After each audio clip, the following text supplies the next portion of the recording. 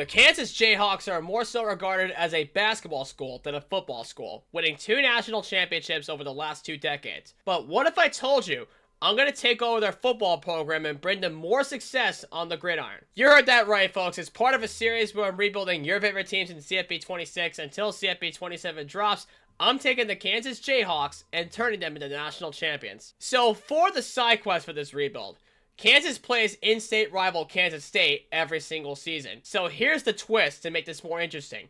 We have to go undefeated against them in every single year of the rebuild. So that means we only get 1 chance per season to beat Kansas State. And throughout the entirety of the series, we have to go undefeated against the Wildcats. Now, I do feel like with the right team, we can accomplish this. But can we win a natty within 10 years? You're about to find out. So if you're excited for this rebuild and want many others to come as part of this series, hit that like button down below, smash the subscribe button, and turn on the notifications so you guys don't miss out. Also, drop your team down below in the comments alongside your side quest. Maybe I'll rebuild yours next. But without further ado, let's bring Kansas football to glory. Ladies and gentlemen, boys and girls, our next rebuild for our series in CFB26 will be the Kansas Jayhawks. So, the Jayhawks have not had a winning season since 2023, and they finished 5-7 in 2024. We're about to finish 5-7 in 2025, but they haven't won a conference championship since 1968.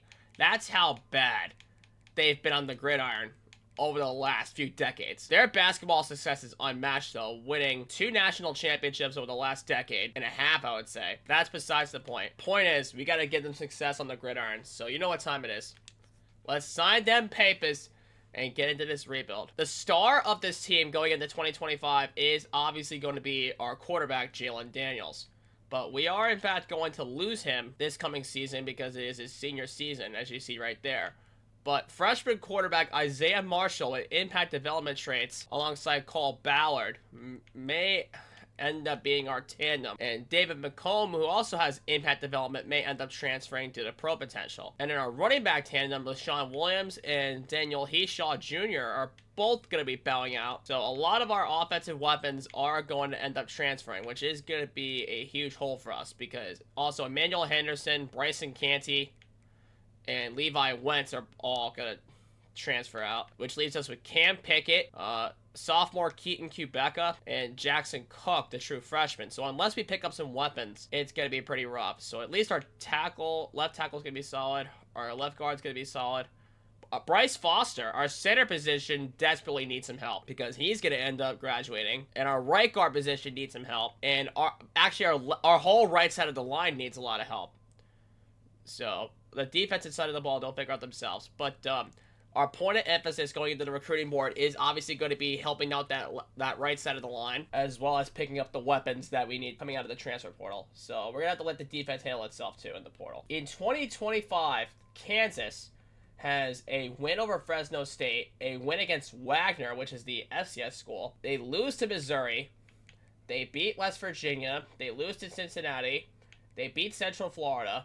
They lose to Texas Tech. They lose to Kansas State. They beat Oklahoma State.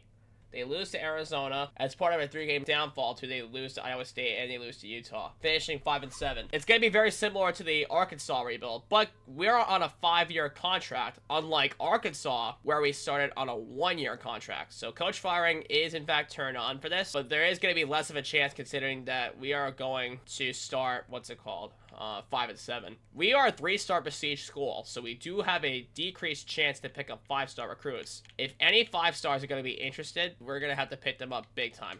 We're just offering up scholarships piece by piece, so that way we can fill out the recruiting board as needed and make sure that our interests stay intact. Like, I put the major point of emphasis on our offensive line, and then we just so happened to stumble upon a 5-star running back with no offers that ended up being 6th ranked interested in us. So, oh yeah, Jesus, I forgot. I had to put the coach points on our guys. What was I doing here? Okay, so I had to put my coaching points on. Jeez, I literally just realized. Okay, nothing there. Oh, our first bust, Fernando Grimm at left tackle. 530 hours left. See, picking it out in batches actually helps out a lot because now we can go back to the offensive tackles and pick up somebody that could be really useful. And Trevor Ruffin had to be a bust. So we gotta fill our wide receiver position here. And so did Jabu Foko. Unbelievable. So the only wide receiver that stayed put was George Isaacs. Oh, you have got to be kidding me. Danielle Fine to playing time? No, we're not giving him more playing time. We want the 5-star. You know what? I think this is fine for right now. So because if you go back to the prospect list, we can always get a quarterback out of the transfer portal. We can always pick up a Mike Backer out of the transfer portal. But our big concern this season is maintaining our hours as much as we can. Because down the line, the recruiting board is not going to be as good to us. Especially with the hours. And with a 5-7 season coming up, we're going to have to pay attention to it, as 2 of our 4-stars had already dropped out. It's fine. We don't need you. We're going to keep the recruiting board until we narrow down to 10. Then we're going to have to fill out with 3 stars. Okay, but at least with the scholarships, some of our 4-stars staying interested. Okay, so it's 17 recruits out of a full 35. And our 5-star actually jumped up, but South Carolina may end up closing in on him. No, okay, so we're in the clear from Georgia for right now. Because I don't know if I told you about the South Carolina rebuild, the Arkansas rebuild, right? That if you lose a recruit to Georgia, drop out. Because their defensive coordinator is the most annoying coach to have to deal with in any rebuild. Because they have, like, full recruiter tree on every single bit. Like, that is unbelievable. He has full recruiter on virtually every position possible. So let's give out as many hours as we can here out of our 600. And then we'll sort by interest rates and figure out exactly who we could keep a hold of as they approach their top 8. Going down the line here. So we're going to go to our team schedule and we'll force the wins that we need to force. So we did beat Fresno State. We did beat the FCS school. We lost to Missouri. We did beat West Virginia.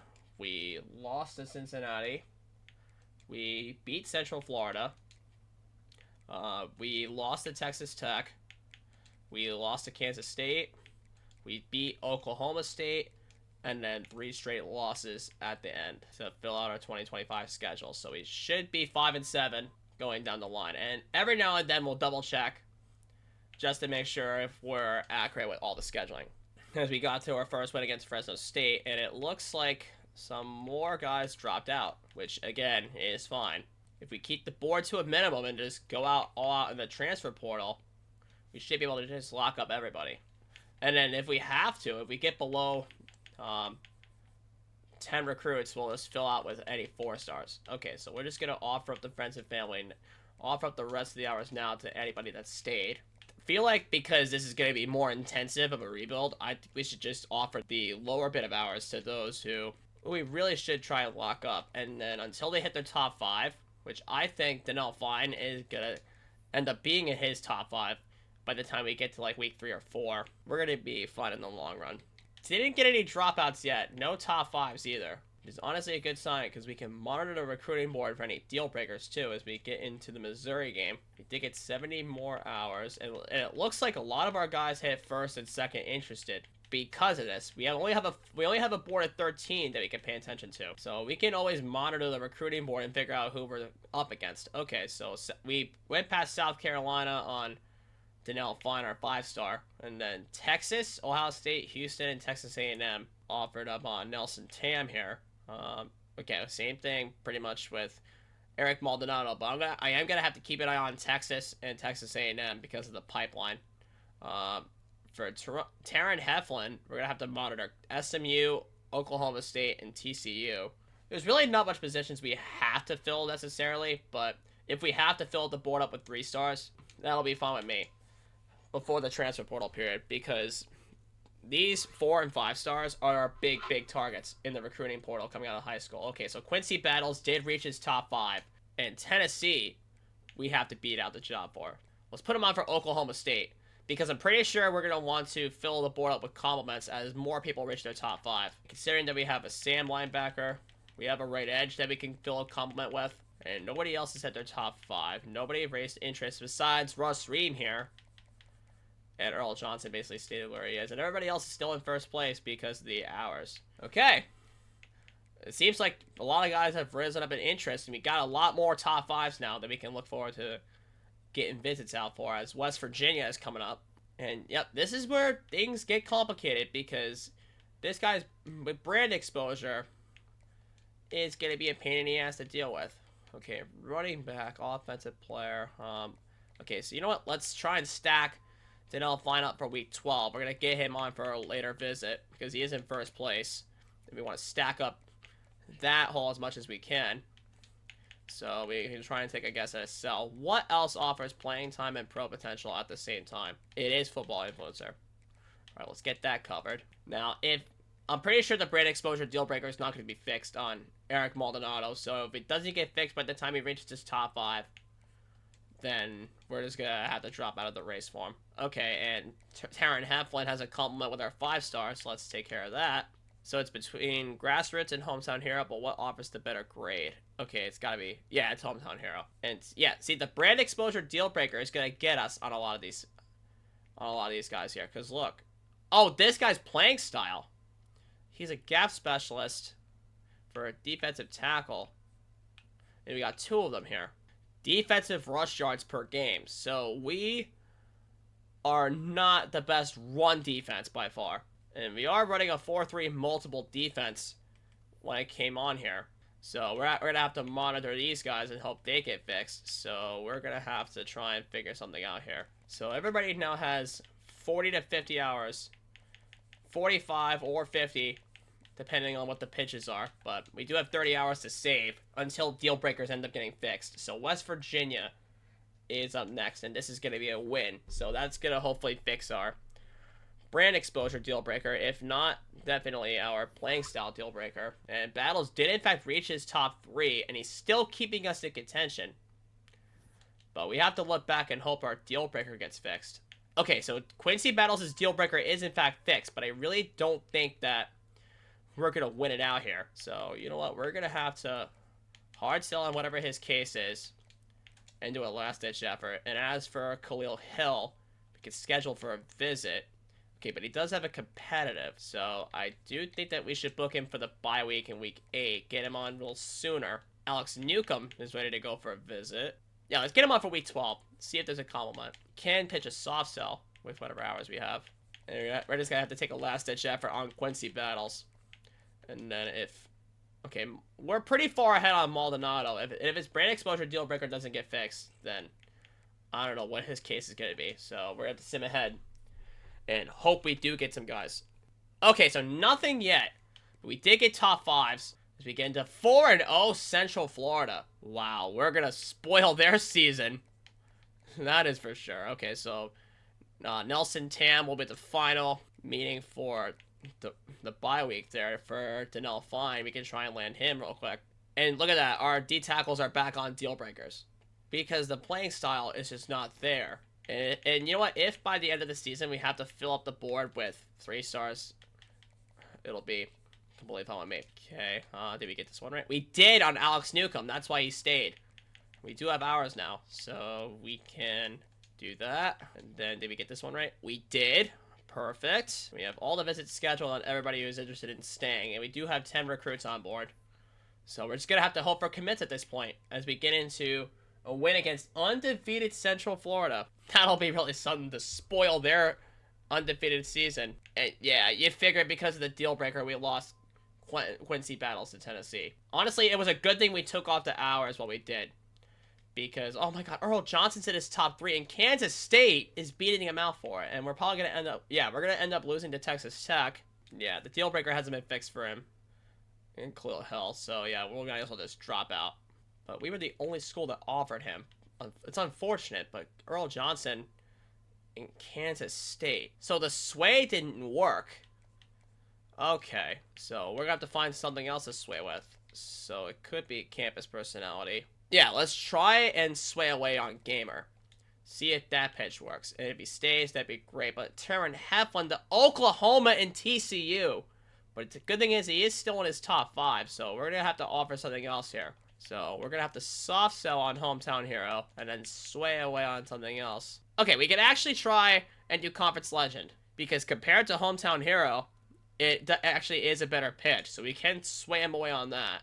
Because of the brand exposure, Maldonado's deal breaker hasn't been fixed. So if that isn't fixed by the top 5, we're just going to drop out of the race. And we'll just fill up our board with whatever 3 stars so we can find at all the other positions. If we go below 10 recruits at this point. And, oh my god, another loss. Earl Johnson to Kansas State. How come we're not getting these recruiting battles on lock? It's definitely due to pipelines. And Heflin reached his top 3. But I don't think the sway worked. Okay, the sway did in fact work. So, you know what? Let's offer up Conference Legend as our hard sell. Because it is a way better case to grab. And then we will do DM. And unfortunately, we lost Earl Johnson to Kansas State. But everybody else besides Heflin is in first place. But I'm pretty sure that we're going to end up losing out on Maldonado. But if that gets fixed before the top 5, we can always do like a last-ditch effort and try to lure him in. Okay, we did get a commit. It was Devin Murphy, our Sam linebacker. We got another one. Okay, we got our kicker. And we got our punter, so we got our special teams fixed up. And we ended up losing Heflin to Oklahoma. We really, really tried. But hold on, did our 5-star start to lose interest?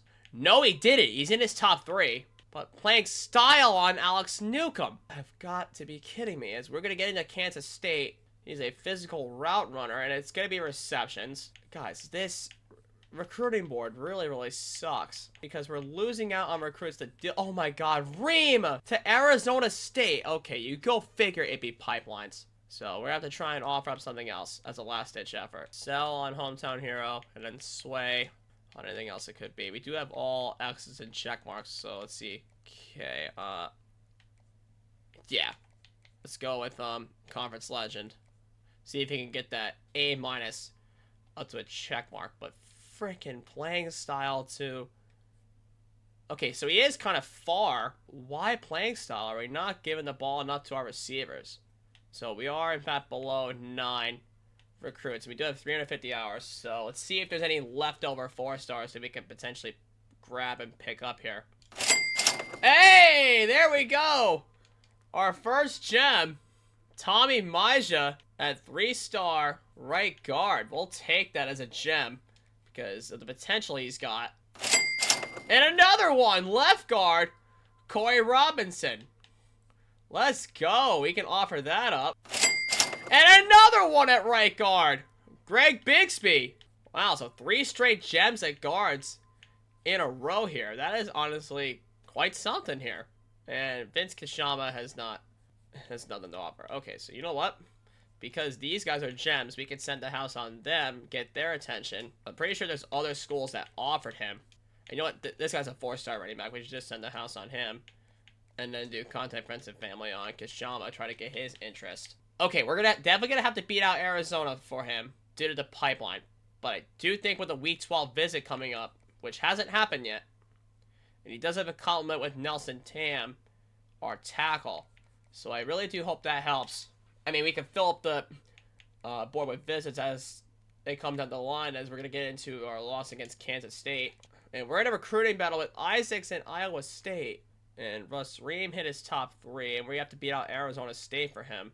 And then Corey Robinson, our gem, reached his top 8. Oklahoma State, which is going to be our next win.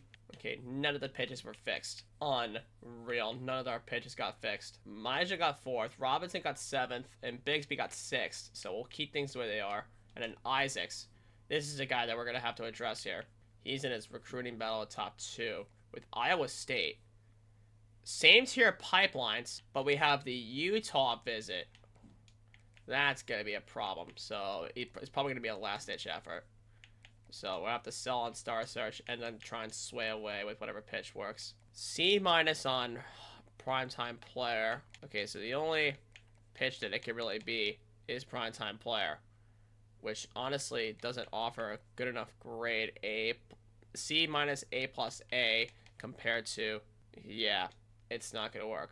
So we're going to have to try and send a house as a last-ditch effort. And then because Kashama, you stayed, you get the hours and attention. Oh, that's why. The sway didn't work. Okay, there's nothing that really grasped my attention, so we're just gonna have to send the house as a last-ditch effort and try and get past Arizona State. But the pipeline is just so damn strong with this guy,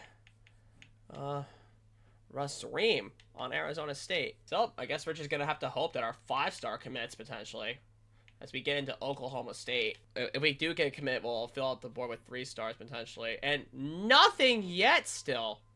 And finally, Eric Maldonado reached his top 5, but the deal breaker has not been fixed. So it's unfortunate, but we're going to have to drop out of the race on Eric Maldonado. May have been a long shot. Okay, Newcomb's deal breaker did in fact get fixed, that's huge for us. So you know what? Because you're still in first place, we can do the hard sell. No, not social media. We can do the hard sell DM. Give you all 50 hours there. At least that one got fixed. But unfortunately, Maldonado's did not get fixed. And then, okay, Danielle Fine is actually close to committing by the week 12. Okay, wait, is this week 11? Are you kidding me? It is week 11, and we're gonna lose him because of the it is his visit week. You have got to be kidding me. We're gonna lose him due to his visit week. Oh my god. That's gonna be a lot of influence lost there.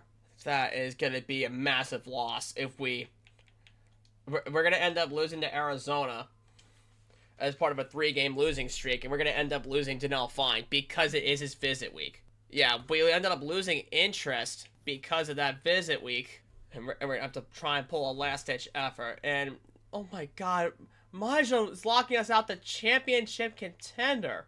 And we're gonna have to fill up the board with that Utah week. Ream, what's his deal? Okay, yeah, championship contender.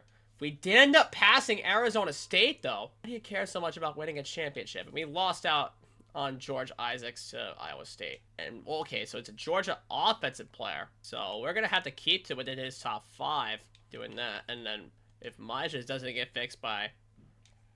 we'll keep it like that. And if... yeah, we're not gonna get Majo, unfortunately. Okay, let's see if we can try and do a better pitch for Danielle Fine. That's like a last-ditch effort. We may end up losing him to Arizona because of that visit week, but we're just gonna have to try. Pitch clocked in, D-, no. Gym rat, okay, that's something a little bit better. Gym rat is probably gonna have to be the sway. And then we'll just hard sell him, whichever one has the better grade. Oh, a Gem-It fullback. Matthew Mayweather as a 3-star. Hey, let's go. A gem at right tackle. Trey Brightwell. Okay, so we got another gem. So we're just going to have to hope the scholarships raise up their interest. And we're just going to have to hope that the sway works on Danielle Fine. But I'm pretty sure we're going to end up losing him to Arizona due to that visit week, which really, really sucks. But this week is the visit week for Danielle Fine. So we're going to have to hope that his influence raises up on him. Okay, yeah, Lacombe out to sell. But nothing yet on Danielle Fine. Like, what is causing the delay here? It is going to be a recruiting battle, I know that much. Yeah, it's a recruiting battle. So the sway attempt ended up failing. So, you know what? We're just going to have to send every resource that we can get him, okay, as a last-ditch effort. And Corey Robinson dropped to Georgia. Okay, so we're going to have to schedule... okay, we're not going to schedule a visit, actually. We do have all 3 pitches, and he is a competitive for Utah. So we know all 3 of his tags here, so we'll just do that. Okay, Newcomb again? To playing style. I mean, we are far ahead on him, so we can try and land a commit with him. I mean, we've seen it before with Eli Holstein in Arkansas. So Coach Prestige is his deal breaker. So let's get that. Vince Kishama. We're going to have to hope that Alex Newcomb ends up committing. We set the house on Danielle Fine. We're going to hope to steal him away from Arizona, even though we are going to lose to Iowa State, which is unfortunate because that guy's our only shot at getting a 5-star. Yeah, we lost him to Arizona, despite all that. But we are going to have to take a shot at a 4-star running back. Okay, but at least Jalen Daniels won Big 12 Offensive Player of the Week despite the loss. And we're going to get into Utah. Playing time was the deal breaker, but ultimately it was the pipeline and the visit week that spoiled everything for Danielle Fine. Okay, Newcomb is in fact close to committing, but Boise State is jumping up on him. We can't do any... okay, they removed any and all actions possible. Wait, what's his visit week? Okay, it already happened. Okay, we got that pitch right on the first try with Vince Kashama. So you know what? We'll take advantage. We're running more of a spread type of package on offense. And our wide receivers' playing styles are not helping him much at all. So we are going to have to, and I say hopefully, what's it called? We're going to have to hopefully change our playbook, and we're going to have to hopefully have our deal breaker get fixed. Okay, so this is all we can do for right now. Corey Robinson to Georgia as a left guard. Jesus Christ. And a lot of influence is coming from the fact that he is in the SEC. So we're just gonna have to hope our transfers bail us out here this recruiting class, because this recruiting class is starting to suck. Okay, so let's see if changing the scheme and playbook actually helps. So let's see. They run more of the spread offense, but we're gonna have to run the air raid pass attack if we really want to do anything here. Hopefully this helps with the receivers' playing style, and we're gonna have to get them more receptions possible if we can. Wait a second.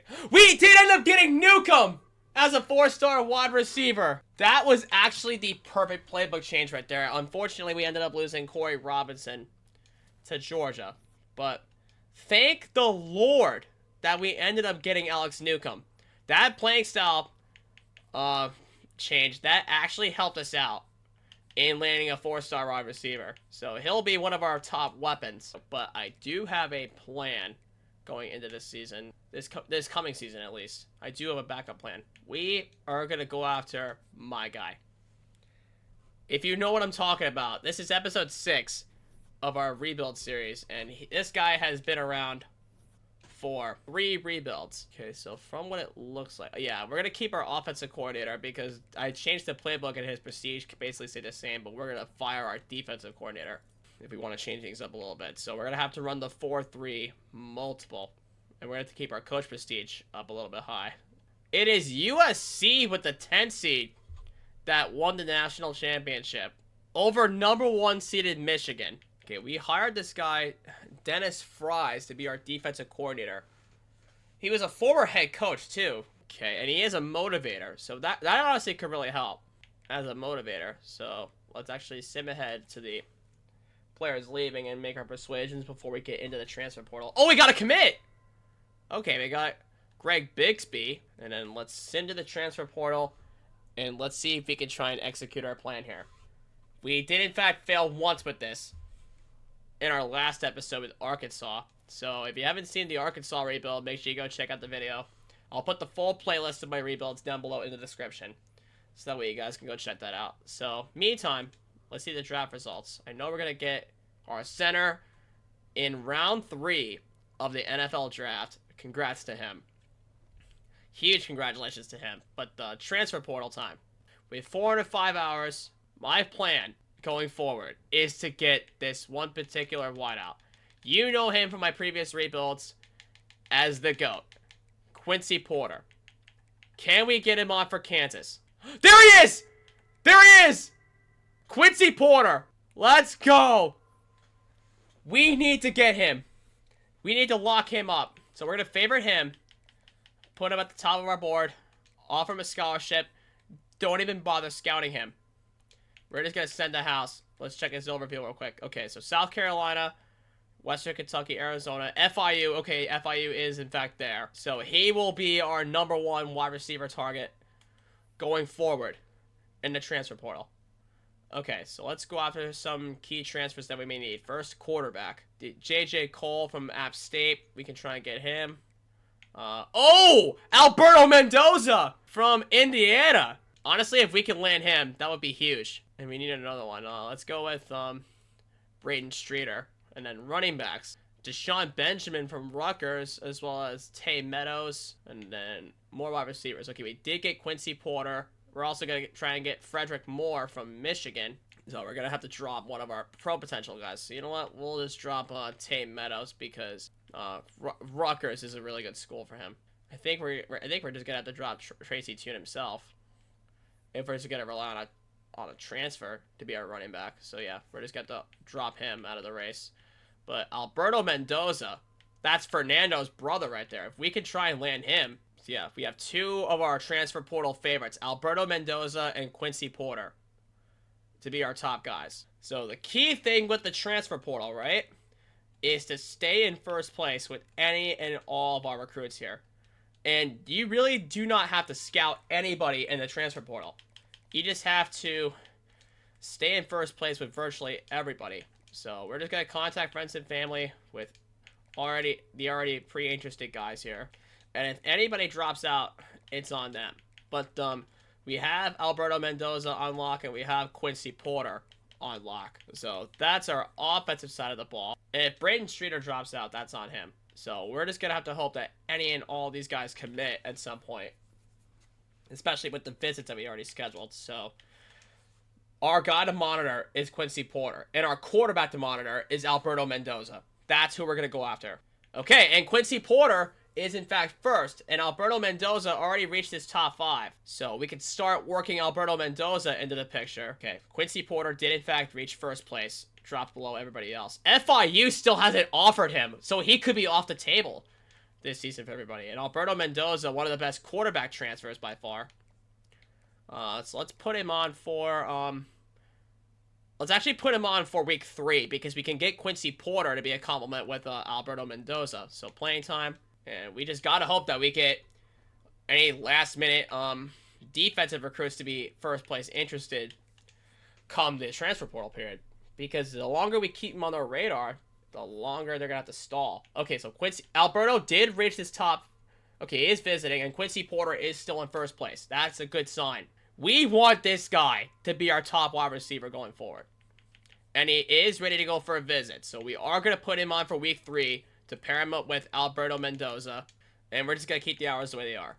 And good news is Trey Brightwell did reach his top 3. Okay, and then Meadows did drop a little bit. Let's make Meadows the final meeting for week 3. And then Frederick Moore is ready to go.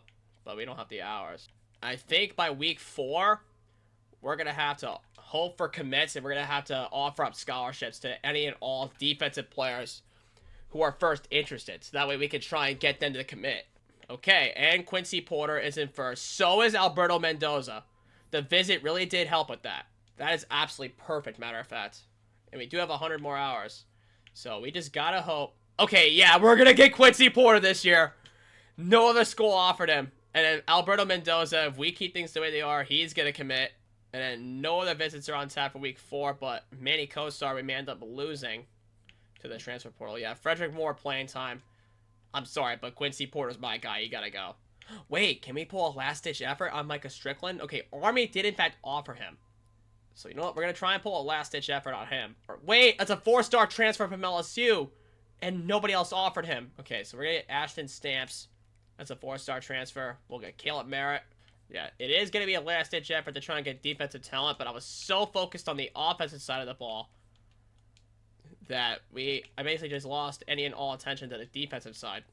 So we're just going to have to hope that Micah Strickland comes home. Let's see. Tay Meadows dropped out of the race a little bit. But, okay, good news is we could be able to get Streeter over J.J. Cole. But it really doesn't matter if we have Alberto Mendoza and Quincy Porter both in first place. So we could potentially land them as commits. Okay, we did get that pitch right. So you know what? We can do a hard sell on Manny Kosar to try and get him away. Let's watch as we make Quincy Porter come home. And make him our guy at wide receiver. Because we know him for a fact that he is going to commit. Okay. There it is, ladies and gentlemen. Quincy Porter, part 4. Has come to Kansas. And we got our quarterback guy to help him out, Alberto Mendoza, Fernando's brother. This is going to be the first time that we're going to use him. Any Mendoza, for that matter. So we get Trey Brightwell. We did get Sean Spitzer. We also got Tim Huey as well. Imagine a Jayhawks rebuild with both Alberto Mendoza and Quincy Porter leading the charge. That would be so awesome to think about. And we also got Micah Strickland, too! Let's go! That was a last-ditch effort. But we ended up swiping him away. Okay, that's a great last-ditch effort attempt there. Let's go. And we also got Braden Streeter to be our backup quarterback. But, man, we are getting a board full of recruits, man. After a really rocky high school start, we're getting a full board of transfers. And, okay, so it looks like...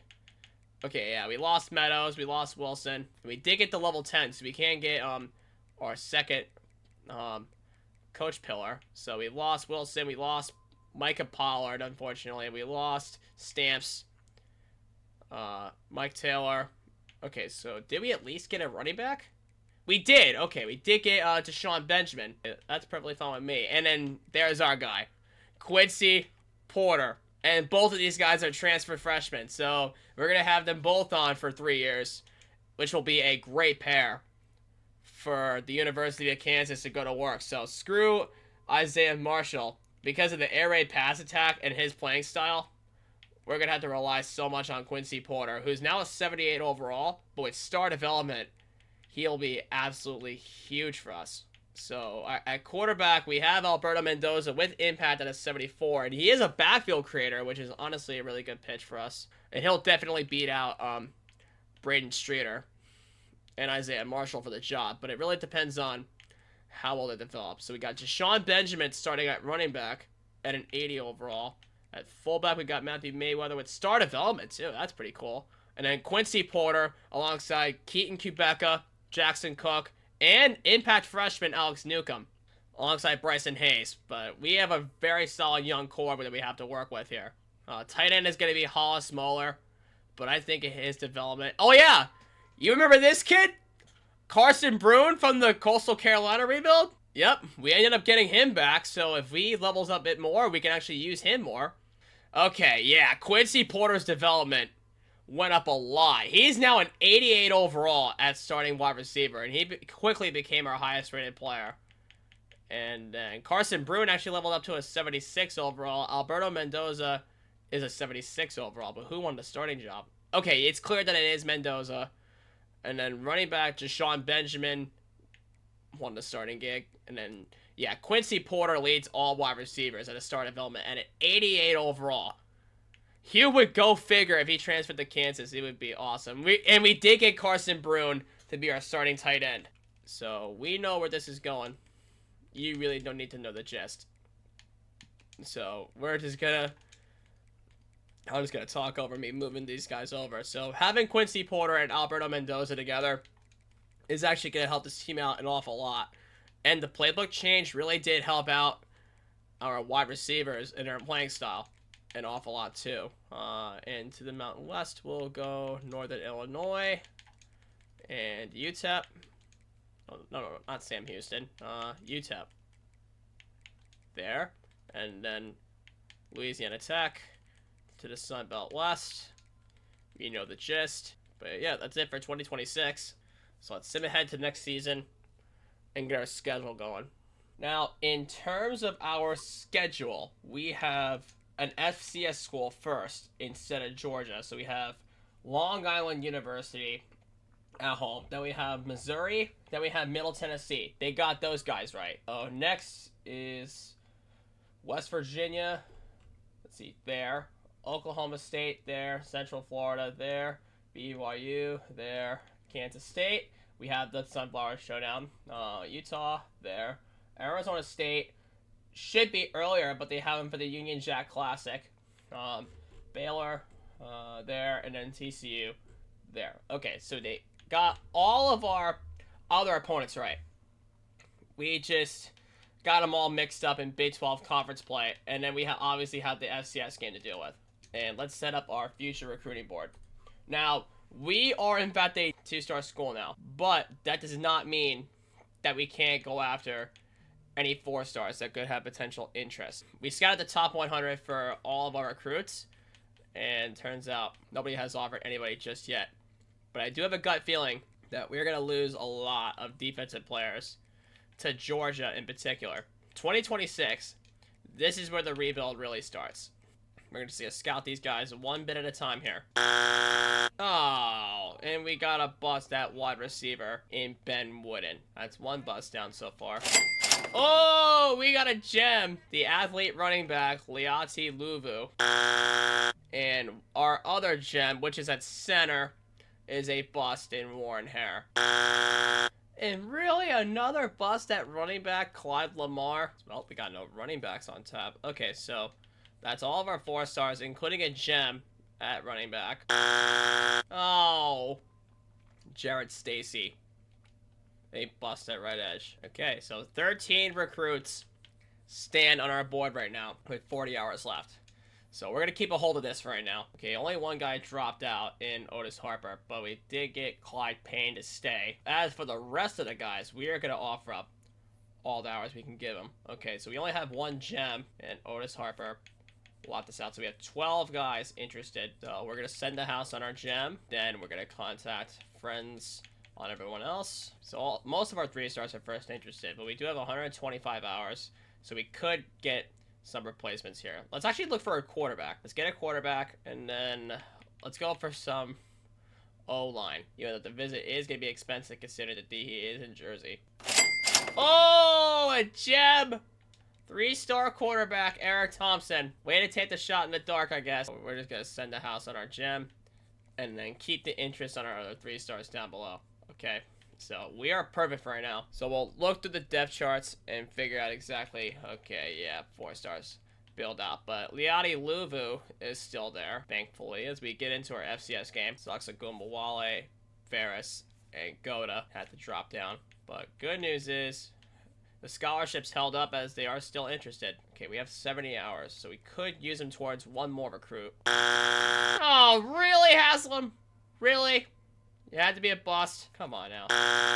You too, Nolanville? Come on! Well, that was a big waste of our time, from what it appears to be. So, we're going to sim past the FCS game, but meantime, let's us go through the depth chart and figure out exactly where we stand. So, Alberto Mendoza will be our starting quarterback.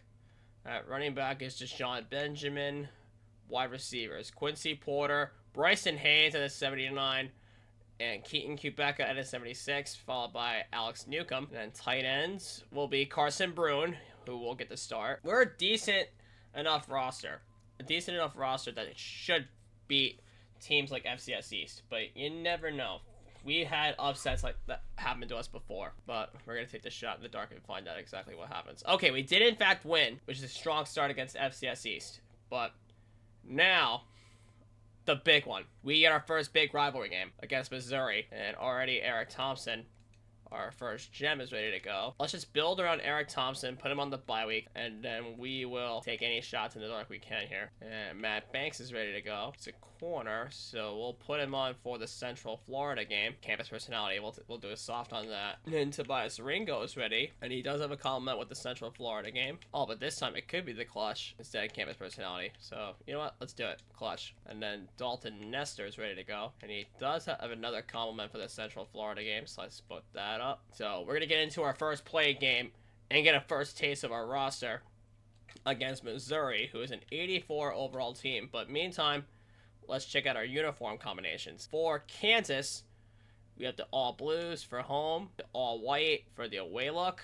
We have a black alternate, which looks pretty kick-ass. I think we should definitely rep that out for any home games against Kansas State. That would be a great addition. And we got the red rock chalk alternates. We have the baby blue looks that actually look pretty sick. Again, these are just all the away alternate combinations that we can go for here. But I'm just gonna stick it out with the current home looks for this game against Missouri. Let's get rocking and rolling. First taste of the combination of Alberto Mendoza and Quincy Porter. What do you guys think? All right, there's Mr. Jayhawk pointing up to the skies as we get ready for battle against Missouri. So this is a pretty big win if he can pick it up here. Okay, so they did punt on their first drive. All right, there's Alberto Mendoza, and yes, Quincy Porter does have number 11, much like he did with Nebraska. And we're going to hand it off to just Deshaun Benjamin. That's a good run there. Now, I do love this play concept if it's run right. So, we're going to have to... Okay, yep. Bruin. Oh, come on. Don't drop that, bud. We're probably going to have Bryson Hayes on the bubble screen. Yep. Brought it down. Okay, that's a decent cut. We did get the first off of that. We're going to let Mendoza air it out, just like his brother. That's the main game plan for this entire rebuild. Yeah, we're just gonna... Oh, I thought we could have Porter on the comeback. See, having Quincy Porter on this team is just a real breath of fresh air after having to not deal with not having him. Oh, no! The Arkansas one as we just threw a pick. That backer Lily had to lurk over on me. And they scored a first score of the game. Great. And now Mendoza's getting cold. Yeah, you know what? Just hit Porter. Let him do his magic. Run him through. That's a first down for him. Oh, yeah. That's Carson Brune. Oh, but that's overthrown. This is definitely going to be cover 2, perhaps. He's like 5 yards off the line. So I think we should just put Benjamin on pass protection. Oh, yeah. Mendoza, take off like your brother, bud. No, he lost the football! I know, that sounded cringe, but we lost it. But hey, we got the ball back. That's our defense. Good job to our defense for getting that back. No, literally the first run Mendoza has, he loses it. I don't know what happened. He literally just had it stripped out of his hand. But at least we can hit Quincy Porter right over the top. That's a first down for him right there. All right, let's run the screen pass to the wide side of the field here for Jay Benjamin. Maybe he can pick up some blocks. Oh, come on. It was literally in your hands. Okay, fine. If you can't catch it, I'm just going to give it to you. Yeah, right up the gut for Benjamin. Pick up the first down, bud. Corner drop back off of Porter. I just got to read it. Yeah, Porter on the dot. Nice. Oh, wait. Thompson on the Texas route. Why throw the screen pass when we can just hit that? That was actually some... No! The clock ticked down. But, if I'm being honest with you, this is a way better picture for Kansas that I never could have thought of. Better than Isaiah Marshall to any other receiver. But bringing in Alberto Mendoza, I think, was key to our success in the near future, as he just got brought down from behind. Okay, it's looking like Quebeca has the out route. So, you know what? I'm going to match him by putting Porter on a slant to get that better read off. Yep, Quebeca. He's going to be open for the touchdown. First score of the rebuild. What a job there by Keaton Quebeca to pick up the first score, as we're going to get the ball back with 3:39 to go. Oh, Carson Brune. That's your first catch of the day. Keep on going, Brune. Make a man miss. Fresh set it down, so let's get things working here. All right. That was a dangerous throw. Oh, got it. Second down. We could have Brune on the drop down there. Oh, no, they dropped the backer, so we have to move over. Quebeca. Oh, don't drop that. You know, I think on third down, I'm just going to send Porter on a streak if the safety doesn't collapse. Okay, yeah. Just hit the tight end. Actually, no, that's Quebeca. Okay, we're in good position. That's not a good kick for me. Especially with this freshman kicker. That's a lot of pressure for him. So, you know what? I'm going to go for it on fourth. I'm going to trust Quincy Porter. Yep. No! The pressure! And they scored it off of it. We're going to have to tie it back up again with the minute 14. And we only have 2 timeouts left. Oh. Yeah, you know what? I don't care if it's sacked. Yeah. Just go down, Alberto. That's a holding call. Yeah, our linemen are not bailing us out at all. Yeah, we're going to have to hit Quebeca to gain much more breathing room here. I'm going to adjust Porter on the slant. I'm going to put Benjamin in pass protection so that we can get an extra blocker. Get over No! So all that breathing room we just had, we lost on one play. Damn, that is not right. So we're going to have to go up a little bit further upfield off 5 down linemen. Get that Quincy! God. Never mind. No! And they scored again. Right, so Benjamin's getting hot while Mendoza's getting cold. Okay, yeah. Throw it off the dot to Quebeca. Use your timeout. If we have to hit Bryson Hayes on the sideline, we're going to have to at this point. Step up and... Nope. Never mind! That was a bad read. Alright, well, we do get the ball back to start the second half, but that is literally 3 picks off of 3 really bad reads. Right. Beautiful. Way to hit Brune there. Yeah, we're gonna... Oh my god! It's always whenever we get hit from behind, the ball just gets jarred loose all of a sudden. We're just got to hit Quebeca and hope he reels it in, and he does for the first down! Alright.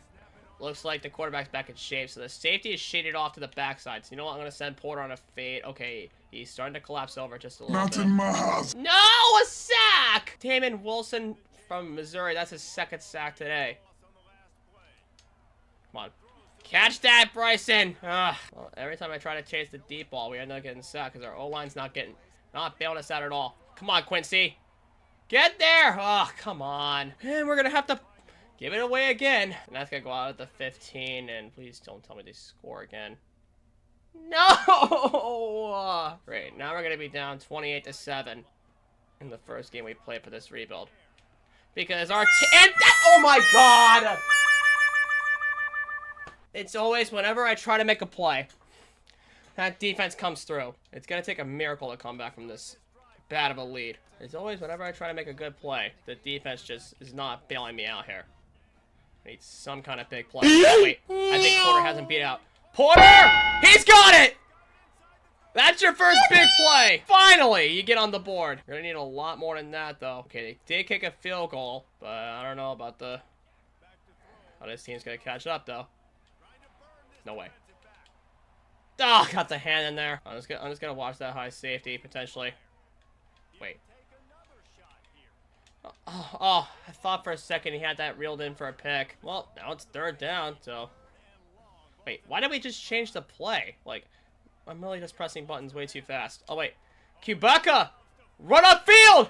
Keaton Quebeca, just don't get reeled down! No! Oh, yeah, well, we're gonna have to change the pass play, I guess. Yep. Come on, haul that in, Quebeca. You know what? Hurry it up. Mendoza already has 4 picks. Yep, he has an open running lane. Just take it yourself, bud. Get your 3rd touchdown of the game. Oh, no, wait. It was 38-14. They made the 2-point. Okay, never mind. I don't even know what I'm thinking. This blowout has been so bad. All right, so we're going to have to hit Quincy Porter and hope he can tuck tail and run before the 2-minute. All right, we got to get downfield. So you know what? I'm going to adjust the play. Have him pressed up. Match up against the high safety. Oh, it's in double coverage. Oh, I really thought he could moss him there. Oh, yeah, to be fair, that was a low ball for Quebeca. Alright, this is potentially our last chance to get something here. Okay, the backer collapsed, but... Brune! That was a high ball, but way to hold on, though! Did he hold on? He did, okay. And it's the back end of the 2-minute, so we gotta get something going. Okay, you know what? I'm just gonna send Quebeca on the post, and then send Porter... No! Don't change the play. Porter, fade. That high safety's really deep back. It's a floater! Come on. Get there, Quincy! He got it! No shot! Quincy Porter! Oh, but it's gonna be a little too late though. But that's on the back end of the 2-minute. Yeah, we had the nerve to try and come back, but we are gonna end up losing a top 25 game to Missouri. But yeah, that is unfortunate. Even though we did give Quincy Porter a good taste of what Kansas football is going to look like. That really sucks, but the fact that we were down that low and we came back and scored that many points, it just shows the potential that this team has. We just need to get better production out of them. As we're going to get into Middle Tennessee, who we should beat. I mean, we had lost a top 25 game against Missouri by only 8 points, even though we were down by so much at the beginning of the game. Why did he drop down again? Like, what is going on? Okay, at least we did beat Middle Tennessee. But, like, Eric Thompson. Okay, that is starting to scare me. I think we may end up losing him. Oh, of course, because the pipelines are not good. So we're just going to have to try a last-ditch effort hard sell. Oh, but Leati Luvu is ready to go. So we'll take off Sunday House and book that. And, yeah, he's an athlete. Let's put him on for the Week 8 bye. Okay, West Virginia. Let's see, oh yeah, they are pretty bad. Should beat them, but the home field advantage can mean a lot. We could lose to a 59 overall team, but I don't know. Yeah, and Eric Thompson committed to Iowa. I mean, we've lost to a 59 overall team in West Virginia. What was even the final? 26-24. You have got to be kidding me. We lost that bad. And a 59 overall team is now 4-0. And then you have 25-23 on Middle Tennessee. So, man, this team really is bad. I mean, no offense to the team at all, Quincy Porter on it and everything, but, like, this team is just down bad as we're getting to Oklahoma State. I mean, I'm telling you, if we really want to win some games, we really need to step it up, like, a lot. God only knows how good we're going to do against this team. Like, I just don't know how we lost to West Virginia when they were a 59 overall team. Like, how? Oh, we got to commit. It's Tobias Ringo, and that's the only one we got, right?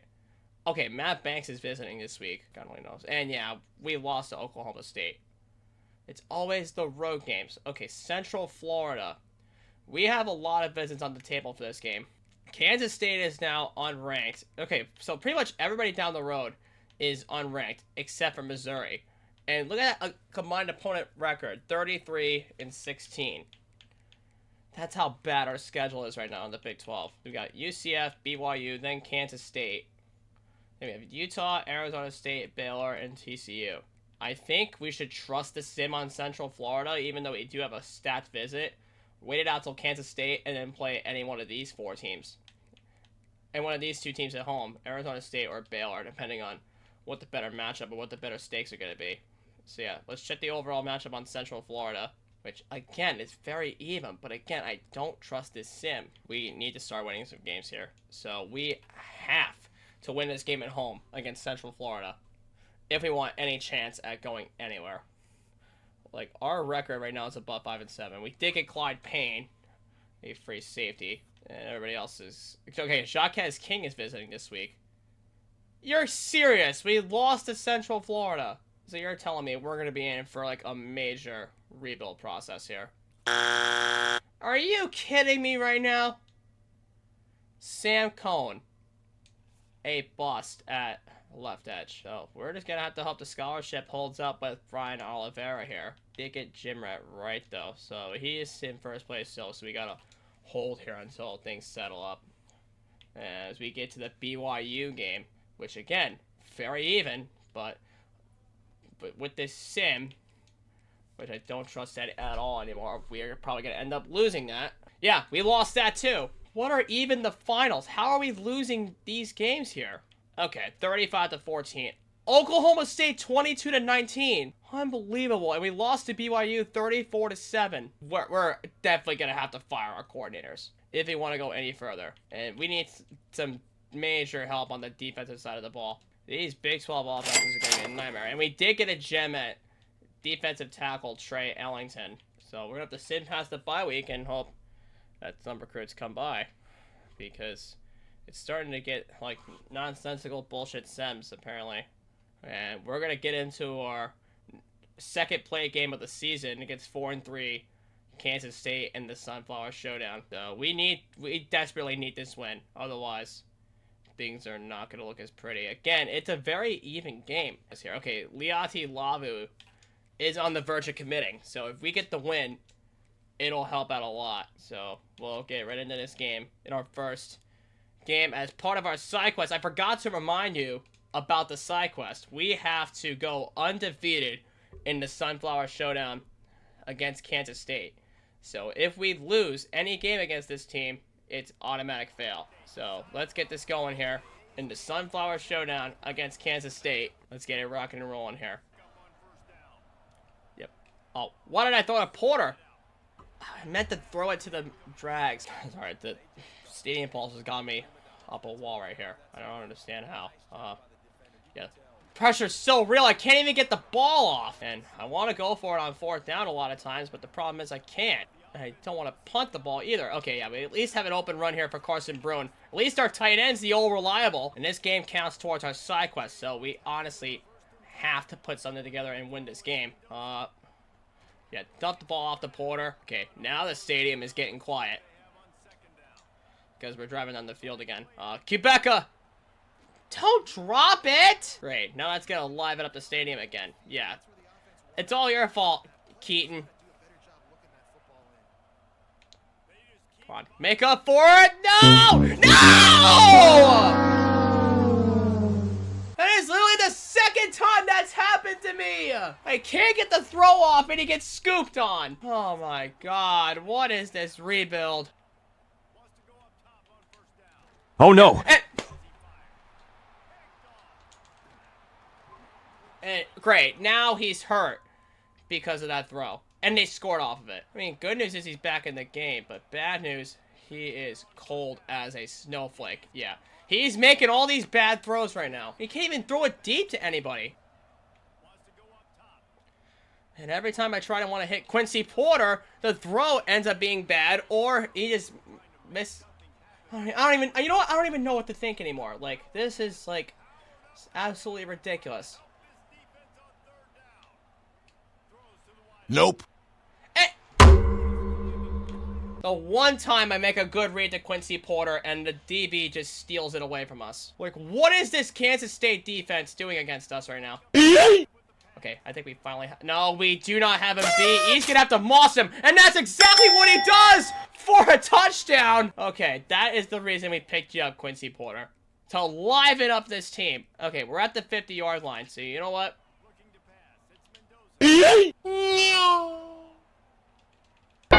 Moss him over! He does it twice in a row! And we're back in the lead! Oh my god, what is Quincy Porter thinking out there? He literally just mossed him twice on 2 plays. I'm telling you, he's got me in a good mood now. And he's got Mendoza alive again. As we're gonna pick up the first down off of that. You know what? I'm gonna be surprised if he does it for a 3rd time in a row. I'm gonna test him deep again. And I'm gonna see if he does it again. He did it again! Holy shit! But this time it wasn't for a touchdown. But literally that was the 3rd time he just mossed him on 3 drives. As we're gonna hit Benjamin and he's gonna dive right in for the score. Yeah, you tell him, Benjamin. We are mad now for losing all those games in this sim. Okay, in the 4th quarter, they took a very long drive to score. But yeah, we're gonna have to tell everybody we are mad and we are back in the game. Okay, yeah, get out of the pocket. Porter's not there, so we're gonna have to take it ourselves. What a cut, Mendoza! Go down! Literally, Quincy Porter is a human glitch. Like, he's just unstoppable. Okay. Get over Yeah, we here! can't even get a deep throw off against that look. And yeah, Mendoza got hit way too many times. His wear and tear is, like, so bad now. Porter? Come on. Oh, I thought he could hold on. Well, I hate to have to do it. We're going to have to punt. I don't know if they're going to go for 2 in the win again like they did with my North Dakota State rebuild. So we're going to have to see and find out if they do. And how do we let him get away from that? Tackle him, please! No! They're going to take that all the way now. And like that, the game is tied with 3:21 left. So basically, we're going to have to take this whole 3 minutes and 21 seconds to run out as much clock as we can. As we're gonna hit Thompson. Like, I don't understand what is going on this rebuild that is so damn bad today. Okay, yeah, they got a nice route there for Porter. That's a 1st down. No, I don't want to change the play. I want to change his route. Okay, got the safety boxed up. But Quebeca, no! Mendoza, that throw was off. Yeah, Bruin's open. Let's go, Carson. Don't fumble now. All right. We're going to run the play more to the wide side. We're going to hopefully hit Bryson Hayes. Okay, unless that backer lurks over. But that's fine. We're going to hit Quebeca. Just don't fumble. We got the 1st down now. Corner's pressed up. So we're just going to send him on the fade. Hope the safety doesn't lurk. Yeah, he lurked. But Quebeca is right there on the money. We got the 1st. All right. Let the clock tick down to the 2-minute warning. We're going to have to take our chances today against this Kansas State team if we want to protect our side quest. Because this rebuild's already going bad enough, especially against a dominant and strong Big 12. And I already know for a fact that this is going to be a long-as-hell rebuild of this Kansas team. Bruin! Come on now! Oh my god, I thought he was gone. 2nd and 10. We're going to hit the old reliable. Oh my god, he was interfered with! 3rd down. And we're going to have to hope that Porter can get... Yep. Upfield! Oh my god, don't go aggressive! Great, now time's ticking off the clock, and we're going to have to rely on the defense to really do their thing here. Alright, 4th down. We're going to have to hope Quebeca is the hero here on 4th down. Yep. Quebeca! Don't drop it! He's in for the touchdown! King Quebeca is the hero! Alright, so we have to get a stop on D. And we do just that! They went for it on 4th down. And it didn't work out. So you know what? We're up. Just don't give the ball away now. And we're going to make them use their timeouts. If we pick up a 1st, it's over. Like, we've been throwing the ball all day long with Mendoza. And we've been throwing the ball ever so tirelessly. Just so we can get a nice cutback by Benjamin. Just don't fumble. And there's 3 seconds left. Oh, actually, no. We got the 1st down. The game's over.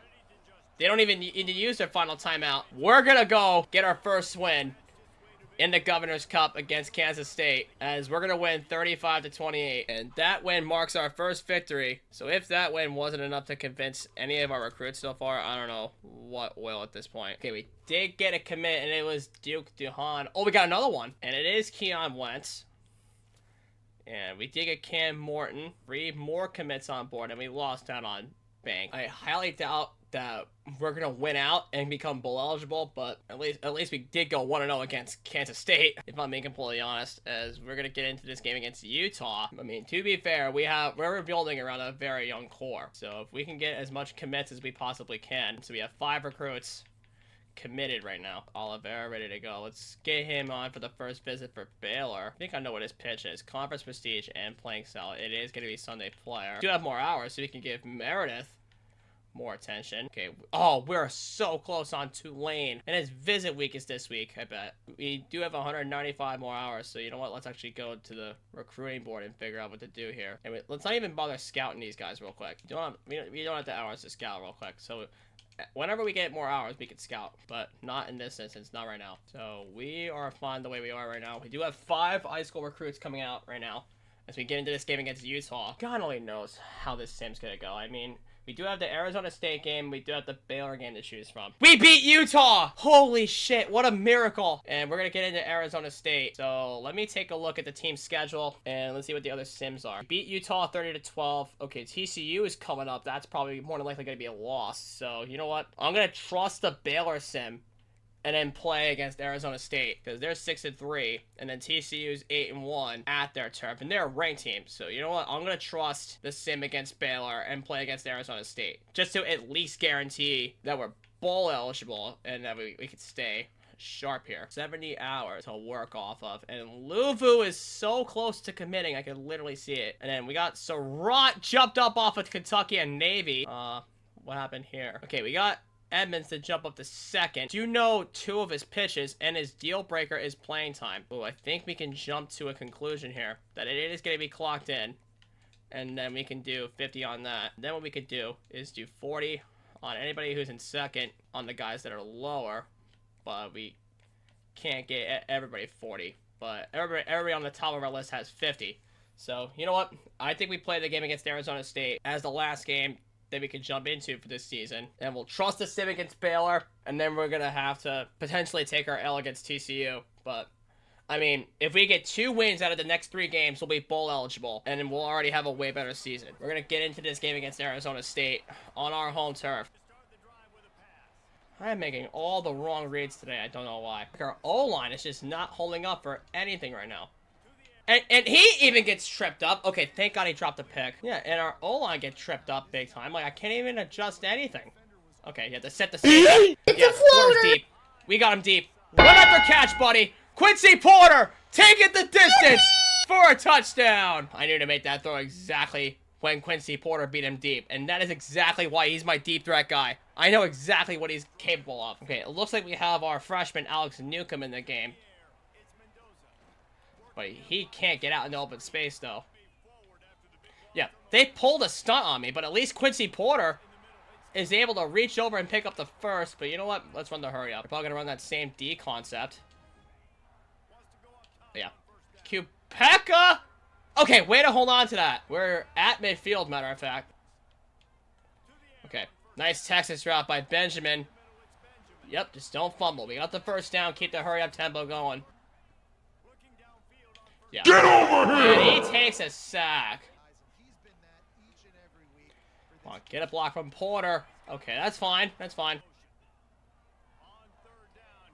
Yeah, there's a hole for Mendoza, but he can't take off. All right, that's their first time out, and we are pretty centered, but I think we can make this kick from 51.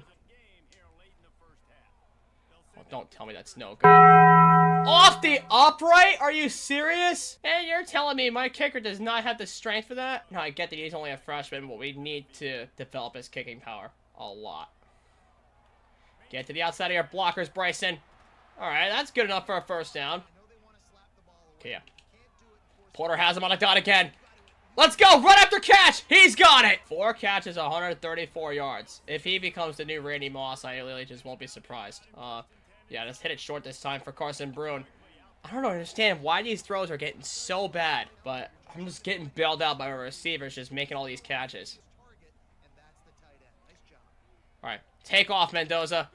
Just don't fumble. We got the first down. Ah, okay. That ball had nowhere to go. All right, second down and 10. Wait. Bruins got a hole over the top. That throw was a little behind them, but we were able to get that. And I know, I'm going to try something I haven't done in a long while. Running the football. I want to see where the running lane takes us. And that is going to take us into the end zone with Jay Benjamin. And no shot, they punted again. So it's whenever I come in and control the offense, we're doing wonders for a bit. But every time we trust the sim a lot of times with this offense, it goes nowhere. But then again, I do have my own case of bad luck myself. But, like, I don't understand. Wait, did we actually just beat him deep? Oh, he just dropped it, though. I'm not afraid to take a deep shot to Quincy Porter. If he gets beat in space, we're hitting him. But instead, we're going to hit Carson Bruin to ensure the first down. And we'll run one more play before the end of the fourth on first down. Get the ball off. Okay. Okay, yeah. Please tell me he has him deep. Run after catch. He got it! Quincy Porter does it again! Man, I'm telling you. This guy's a real deep threat. Talk about Jamison Tucker, how I did him with the Coastal Carolina rebuild. But nah. Quincy Porter is that guy. He's my true deep threat. Alright, so this time I actually am going to change the play. And then I'm going to run it to the inside, figure things out here. Okay, that was actually a real solid pancake block by 51 there. Inside zone run again. Okay, there is an open hole, but that backer could easily just cover that.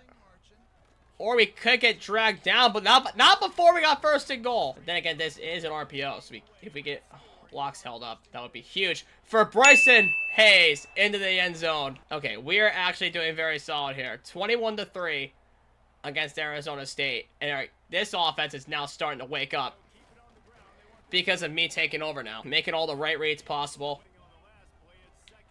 Even though I am not afraid to take that deep shot. If it's not there, don't take it. I think we may just send Kupeka on that streak. And then put Porter on a slant. And then just put Benjamin in pass protection. Oh, yeah. Kupeka could be out.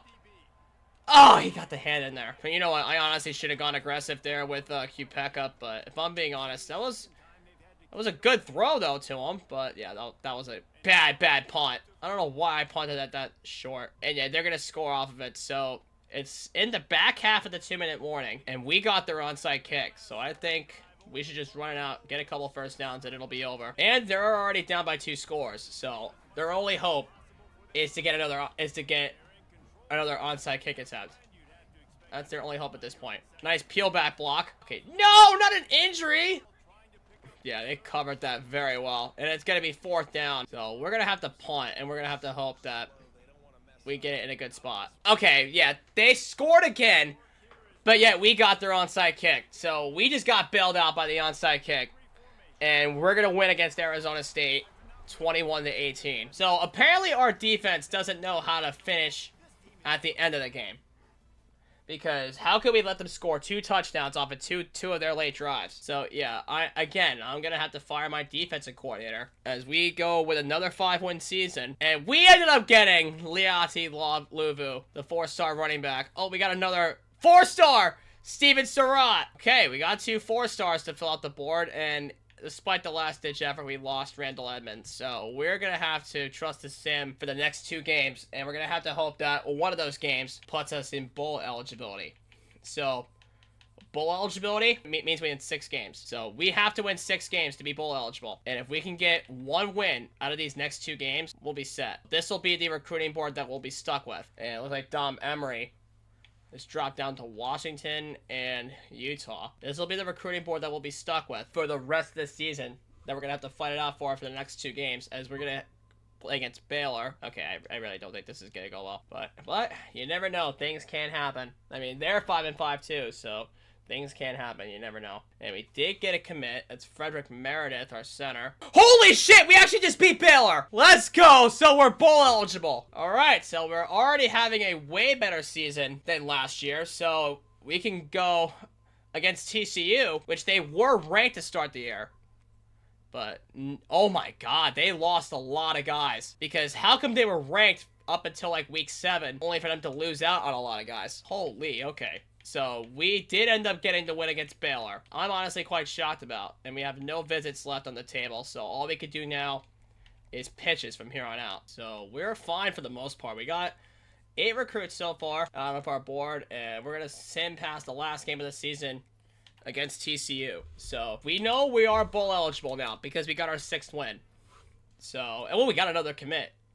Brian Oliveira. Yeah, we ended up losing to TCU. But good news is we are bowl eligible this season because we had picked up our 6th win. So this is already showing some signs of improvement among this Kansas organization. So as long as we play and win our bowl game, we'll be in good shape. So even if we do get more commits down the line, we're going to go into the transfer portal and hopefully pick up some more protection and more defense to surround our offense with. But we are going to, in fact, get into our bowl game. Okay, yeah, I think we're just going to have to fire both of these coordinators here because they have not bailed us out one bit. And then going into bowl weekend, now that we know we are bowl eligible, we can... Wait, this is another recruiting bit. I don't know what I'm doing. This is another recruiting bit. Okay, we can actually get Jeremiah Witten's pitch already done with. So everybody is currently in first place right now with 2 more 4-stars left to take. And if we win our bowl week, we'll raise our prestige by at least a half for getting another winning season. Matter of fact, first since 2023. Okay, we did get a commit in Nigel Choice. Oh, another one. We got the 4-star Zach Boudreau. Oh, and another one. Quintavious Temple. We got 3 more commits to join us. So that's less commits that we have to worry about come the transfer portal. And wide receiver London Humphreys from the University of Georgia won the Heisman Trophy. Interesting sight. And we're going to get the Tony the Tiger Sun Bowl against Houston for our bowl game. So this will be fun. But we're going to go into the bowl week, actually, with 12 recruits already signed. And we only need 4 more to deal with. We did get 3 4-stars. Fair deal if you ask me. So let's get into the bowl week. In the Tony the Tiger Bowl against Houston. And we got Brent Venables to be our offensive coordinator. Yep, Danny Collins is our defensive coordinator. And we got the Tony the Tiger Bowl coming up here against Houston. Again, this is definitely going to be a game that we're going to have to play because it is our first bowl game. So you know what? I think for the uniforms, we should do something a little bit special. So what's our away alternates here? Yeah, I think we should rock these. All right. Let's go ahead and make Tony the Tiger proud here. We're going to be taking on the Houston Cougars. As we're going to get the ball first to start with. The safety doesn't get there first. Run after catch, Quincy. He's got it! Touchdown! A beautiful ball by Mendoza. And we're going to be on the board. But not before they tied it. All right. Come on. All reliable. Get in the end zone. Carson Brune. 3 DBs stacked up in the box. So you know what? I'm going to try and send Q back on the street to try and cancel it off here. Okay, they sent the blitz. And Porter's deep on the post. He's got it! Quincy Porter! Downfield for the score! A beautiful route adjustment by Quincy Porter. Okay, oh, with 1 second left in the second quarter, they ended up coming back and scoring. Okay, they're now starting to get really scared of Quincy Porter at this point. So you know what? Yeah, oh yeah, he pressed. He's gonna go downfield. Get it, Quincy! I'm telling you, this dude's gonna be a monster in future seasons with him. I'm telling you, if we could build a team around Quincy Porter and Alberto Mendoza with the right protection, we'll be set for life in any Big 12 game. And we're showing it here today against Houston. Yeah, oh, that was actually a good read there by that gunner. We were able to touch it before the ball went down, so we had it in a good spot, but we at least got the ball in the red zone now off a turnover because of that. So that was actually a really good play by our gunner, and Jay Benjamin is going to extend the lead even further. And there's nothing you can do. We're going to beat Houston in our first bowl game, 35-29. Rocco Becht and the Georgia Bulldogs. You go figure. Winning a national championship against Oregon. But shout out Louisiana and the Raging Cajuns for actually getting the automatic qualifier spot. And Duke for winning the ACC. That's a good boost there. That's a great job. Probably going to end up going for a transfer. Oh no, Carson Brune to brand exposure. Okay, please tell me. Please stay. No, we're going to lose Brune. No, that's tough. That we're going to lose our tight end. So we're going to have to pick up a tight end in the transfer portal. But Bryson Hayes... No, nothing. We do have Jay Benjamin though, so we're not gonna have to persuade Johnny Thompson, Blake Harold, our defensive tackle. No. What about Ja'Cory Stewart? No. John Camara. No. And then we have one more. Yeah, just take this shot in the dark here.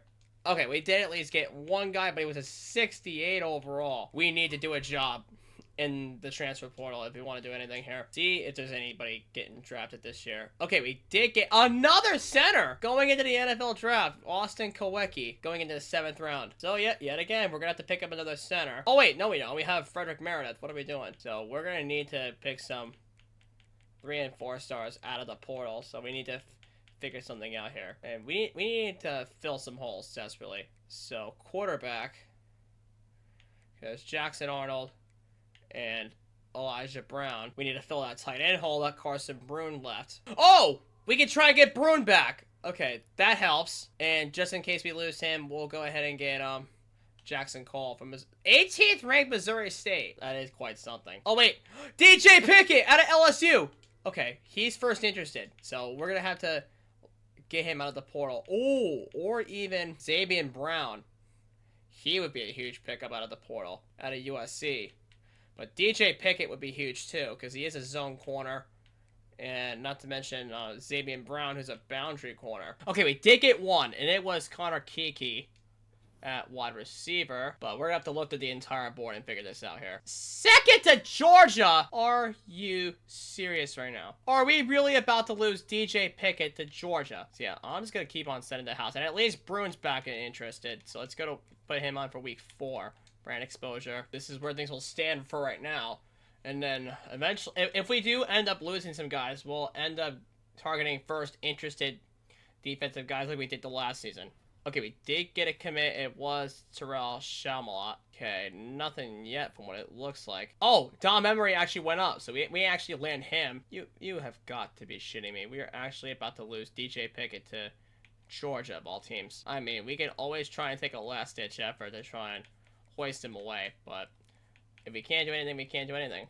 I'm being honest here. Okay, so it looks like pretty much everybody on our transfer portal board is in first place except for a couple of guys. Especially Jackson Arnold, and then Terrell Richards, who's in second. DJ Pickett, we may lose out on, who's in second. But we may just have to take a last-ditch effort on a few guys. If we end up losing a couple more guys, we may have to take a last-ditch effort and try and get guys who are first interested. Wait a second, we did get a commit. It is Dom Emery. So we swiped him away from Washington. And we have a 4-star middle backer. We lost Pickett. Of course we lose DJ Pickett to Georgia. Always freaking Georgia that we lose defensive prospects on. This freaking coordinator is so stupid out of his mind. But at least we did get another 4-star on board. And Jackson Arnold, unfortunately, locked us out. So we're basically going to be stuck with Elijah Brown to be our only quarterback heading into week 3 of the portal. Okay. Only a couple people are still in second. Do have 185 more hours to spend and use here. So what we can do is we sort by interest status here. We can get... Oh, it is week 4 already. Okay, here he has a week 4 visit. So what we can do now, let's get 3 more transfer recruits who are first interested out of positions that we actually need. We do have 15 recruits on board, so we just need to hope that 20 of them come to us and we have a full board of 35 going into next week. We will see. There's Jeremiah Witten, Jalen Hayward, free safety, Joey Van Wetzinga. I don't even know how to pronounce that. Okay, we got Emmanuel at will. Elijah Brown. We got our 4-star quarterback. Okay, that's big. Carson Brune, let's go! We got him back. We convinced him to come back. That was actually quite big for our weapons. We got Terrence Saunders at right guard. Logan Cox at right guard. By Joby at right edge. Dante Drake at defensive tackle. Aiden Newbill at left tackle. James Leon at Mike Backer. Josiah McGrew. Elijah Jackson at running back. And that was all. Okay then. 31 ranked in the entire nation. That probably could be a better transfer portal class than I could possibly ever have thought of. Especially that we got one of our best tight ends on the board, Carson Brune. We got him back. So that was honestly quite huge. Keaton Kubeka actually upgraded his development trait, so he'll be a star development now. So training results, let's see what happened. Okay, Quincy Porter went up to a 91. Jimmy Wyrick went to an 88, while Micah Strickland went up to an 87. Adrian Hawley went up to an 85, and Catch Cleveland at 84 at left guard, being our best lineman. And it's Elijah Brown taking over as the starting quarterback for Alberto Mendoza at an 82 overall. And our kicker and punter went up to an 82. So, yep, there you see it. Elijah Brown at starting quarterback. Because, you know what? Because, I think we may convince Streeter to transfer potentially. But Mendoza with playing time, I don't know if that's going to be a big deal. But you know what? I do think we need 3 quarterbacks. So, I have to make an adjustment when it comes to the tight ends. Because I want Carson Brune to be our guy at tight end. But I do firmly believe that we're going to have to do a little trial run here with Elijah Brown being our starting quarterback. So, I don't know if we have a 2027 schedule set already. We do not. Okay.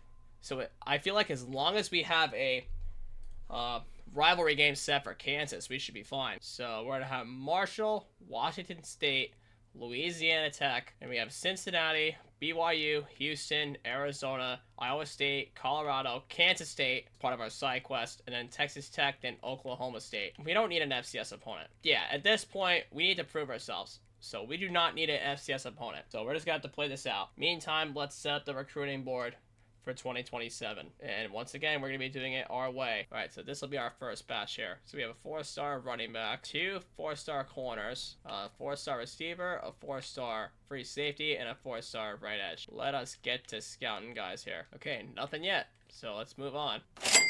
Oh, Talia Mawia is a gem at wide receiver. We're going to take that all day long. Okay, nothing yet there. So we have no bust yet, but we did get a gem. Oh, and our first bust comes in the form of right edge Stephen Hartzell. That is very sad. Okay, no gems or busts yet, but we're at least getting some recruits interested in coming to play for us. So that'll be probably our last batch because we only have 130 hours left. And Nolan Dalton ends up being a bust. Still need enough hours to offer scholarships to everybody, so that's exactly what we're gonna do here. And it looks like everybody's still in first. Oh, I just realized we took the 2-star. That is not what I wanted. I didn't want to take a 2-star. Oh, a gem at Mike Backer, a 4-star. Javante Payne. Fantastic pickup right there. Okay, so we're starting out with 18 recruits on board. So we're just going to send a house on all of our gems and then do friends and family on everybody else. But remember, we do have more recruits interested though. So that's always a good sign that we have recruits interested in coming to us. So we're fine for right now. Let's actually give this guy. Okay, let's actually give Yarborough the hours. He needs it more for being a 4-star. And nobody's locked this out yet. All right, Marshall. Let's check the overall rate here. Yeah, we are at home too, so this should be a piece of cake, honestly. Okay, we're just gonna offer the DM to those who stayed here. And those are in first place, stayed loyal, so they're completely fine the way they are right now. So far, everything's going according to plan. So we'll sim ahead past Marshall, and we're gonna go ahead and beat Marshall. All right, so we're gonna start out 1-0 going into Washington State. But I did forget to make one adjustment here. Really? Mendoza's starting? Really? I thought Elijah Brown would go ahead and get the start, but okay, I guess never mind. All right, we'll put Brune here at starting tight end. See what kind of adjustment that makes, and then Elijah Jackson. But Mendoza's actually starting over Elijah Brown, our transfer. I mean, to be fair, the playing time is way off. So we're going to have to sim ahead past Washington State in hopes that we can get some recruits on tap. Okay, we should be fine here. And nobody locked us out yet. Wow. And we're going to lose to Washington State. So even with the adjustment, we lost. But what was the final here? We only beat Marshall by 7 points, 10-3. And we ended up losing to Washington State by 1 point. That is just pathetic. Honestly, that's just pathetic. Oh, we're going to have to pick things up from here, and we're going to have to choose the games to be played in the Big 12. So we're going to start on a 3-game road trip, which doesn't help us out at all, against Cincinnati, BYU, and Houston, who we played in the Tony the Tiger Bowl. Then we got Arizona, Iowa State, then Colorado, then Kansas State, then Texas Tech. So here's the thing. I think we should just choose the games as we go along, because depending on the overall matchups too. So we'll look at the Louisiana Tech game. Yeah, this should be an easy win at home. But I think the home field advantage got us. That's probably why we lost that game against Washington State. We lost by 1 point And the home field advantage got to our offense, apparently. And yet still no lockouts. Okay, we did beat Louisiana Tech. Thank God. So we're 2-1 right now. So we need to schedule Talia Malia ready to go. Let's start trying to fill up that Kansas State game before we do anything else here. Oh, we can't. We don't have any hours. No commits on board. All right, so we did a lot of the visits already, so we're going to have to hope and pray that no lockouts happen as we sim past the bye week, okay? So no lockouts have happened yet. We're going to have to go into conference play. So let's check Cincinnati and the overall matchup there. 76 compared to... You know what? I think... Yeah, we're on a 3-game road trip. So we're going to have to decide on what games we should play on the road so that way we can control our own fate. And Javante Payne's ready to go for a visit. And he does have a compliment with Arizona, so we should get that on board. We have a 3-game road trip on our hands coming up here, starting in Cincinnati. Now, oh, yeah, we picked it up a lot. We beat Louisiana Tech 44-23. So BYU, Houston, or Cincinnati. Both of which's records are very even. So, part of a 3-game road trip. You know what? I do think that I'll trust the sim against Cincinnati, and then I'll play BYU. I don't know. It'll really depend on the overall matchups here. But, I don't know. I'll trust the sim for Cincinnati and hope we get the win here. Yes! We beat Cincinnati! Okay, that is huge. Absolutely big for us. And BYU's coming up here. Let's check the overall matchup on this one. Again, very similar to Cincinnati. Once again, I don't know exactly where to go here. I don't know. I think the play game should be BYU or Houston. I don't know where to go from here. Okay, we're not going to book Titus Cole for a visit. We're just going to put his pitch on. Do have a pitch on Payne already, so we're going to have to see. And we're going to have to trust the sim on BYU. They are 0-2 in conference play, which actually makes me trust it a little bit more, but it is in their stadium. So, again, I think them being 0-2 in conference play makes me want to take advantage. We lost Rex Steiner to Texas A&M, and we lost Kuntz to Oklahoma State. Wait, I predict... Yes! Let's go! We beat BYU! Okay, now we go to Houston. Let's check this. Okay. You know what? This is making me trust the sim just a little bit more, because I do not think that we could be able to lose this game for sure. Okay, we lost out on Rex Steiner. We lost out on Kuntz, but Forrest Goings is dropping. And he does have a competitive visit, though, which, again, really sucks. So I don't think we should put a pitch. But yeah, we should put a pitch on him because he does have all 3. And everybody else is kind of... Oh, Dom Abreu's dropping. Okay, let's get him on with John Paolo here. It would help out a lot if we can get a commit of somewhat. Everybody is now under top 5. And if we lose out on a lot of guys, it'll put our hours at risk here. So, you know what? A win against Houston would actually be quite big because we still haven't decided on what game that we should play yet because we did win both of our road games. Okay, so I think the Arizona game is a must-play. The Kansas State game is definitely a must-play because they're ranked now. And then Oklahoma State or Texas... Oklahoma State's ranked now. Damn, that... 7-0. Okay, we should play Oklahoma State. And I do think the Arizona game is going to be a play. So, I'm going to trust the sim for Houston, and we're going to play Arizona. How's that sound, guys? And Dom Abreu went to Texas A&M. And we got locked out by Tyree Wilbur. Wait, let's go, baby! We went undefeated on the road on that 3-game road trip. And now we come back home with a much-needed jolt against Arizona, which I think is going to be our first play game. Even though it is at home, I will give them that. It is at home. I really do not care at this point. We need to pick up a win here to save any of the recruits that we can possibly grab here. And we will go back to the recruiting board and figure this out here. And our gems, interestingly enough, are still in first place, regardless of all that. Oh, Jeff Singleton in Arkansas may have the edge. Arizona, that's going to be the game that we're going to play first. And I think this should be...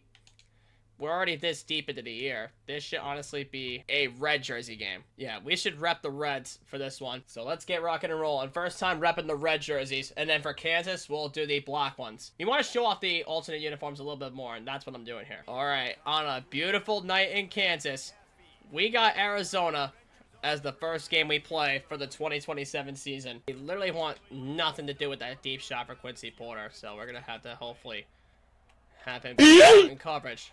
And that is what we're gonna do. And he just straight up mossed him! Quincy Porter! Dude! You are such a monster. I said that before my North Texas rebuild, but you're just proving it out here for Kansas too. And they're gonna go down the field and tie it, but dude, we have an absolute monster at wide receiver.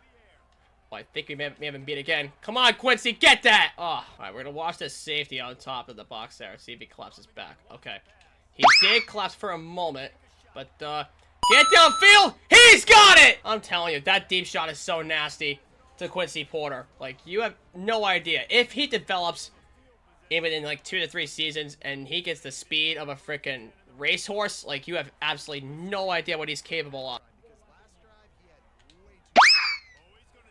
Oh, no way. Did he get it? He got it again! Yo, I'm telling you, Quincy Porter's that guy. Like, get him in all your dynasty leagues as soon as he's open. Oh, wait. Is that a free offside call? Okay, we'll take a free offside call. And you know what? Because we gain yardage, we're going to decline it. Yeah, we're going to decline it because we're at the 1 yard line. We'll go goal line, and then we'll go QB sneak. Because we're literally at the half yard line. So we want to get something here with Elijah Brown. And he's got it. Beautiful drive. All right, we got Kubeka. He's going to be open for the score. All right, we're going into the third quarter up 28-10. So we just need to be smart with the football. We can't let this defense get hot here in the second half. Okay. Oh, I thought we could get upfield with Carson Bruin.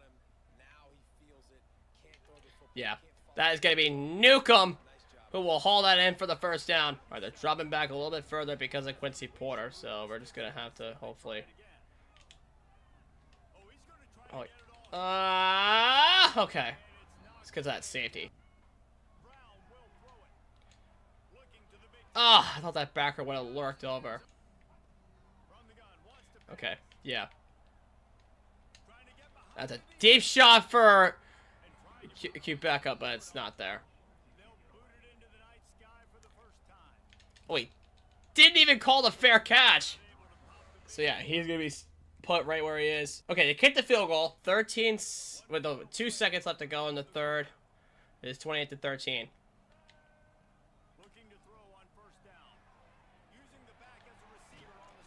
All right, got 7 off that, and we'll go into the fourth quarter up 15 points. So we're looking pretty good so far. We just can't choke this away. There you go. That's Leati Luvu. Okay, yeah. We got Quincy Porter deep. Come on now! Oh. Oh, come on! Oh, okay, we got a yard there. Yeah. Left us Alex Newcomb over the middle of the field wide open, and that's a first. Yeah, that's Alex Newcomb. Just hold on to the football, man. Oh, Jesus Christ. Okay, yeah, they set the corner. So we're going to have to give it off. Oh, my God, that throw was bad. Do we even have the leg for a 50-yarder? I highly doubt it, but we're going to have to find out here. And it's no good! So you're telling me my kicker does not have the leg for a 50-yard field goal? You have got to be kidding me. We can't even kick it deep anymore. Not in my house. And they brought the blitz. Great, and now they're using their timeouts and they're starting to choke it away. Yeah, they set the... Nope. Oh my God! And that's gonna be a pick 6. And all they need is the 2-point to tie. And they ended up tying it. You have got to be kidding me.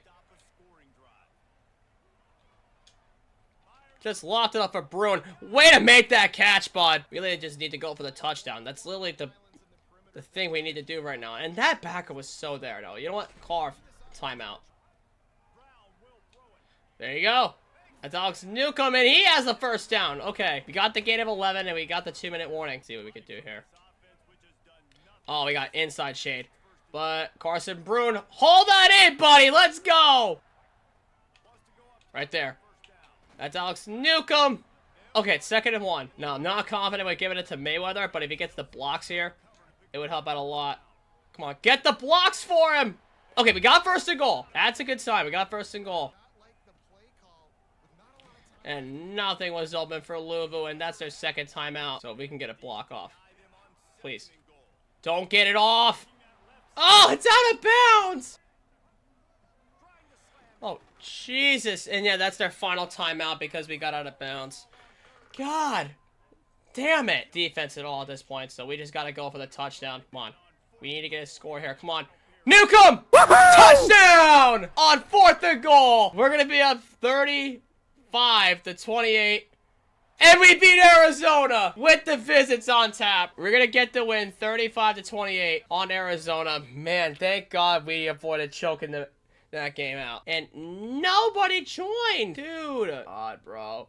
As we get into Iowa State. But but to be fair, with the bailouts, that actually leaves us the door open to put even bigger pitches on some guys that need them. Okay, everybody else is in first. So let's check the overall on Iowa State, who are 3-5. Okay, we are at home for this one. So far, we are undefeated in conference play, and we're 6-1. So we just got to keep the streak going here before we get to Kansas State. That's going to be the next game we play. And we finally get a commit, and that's our wide receiver, Talia.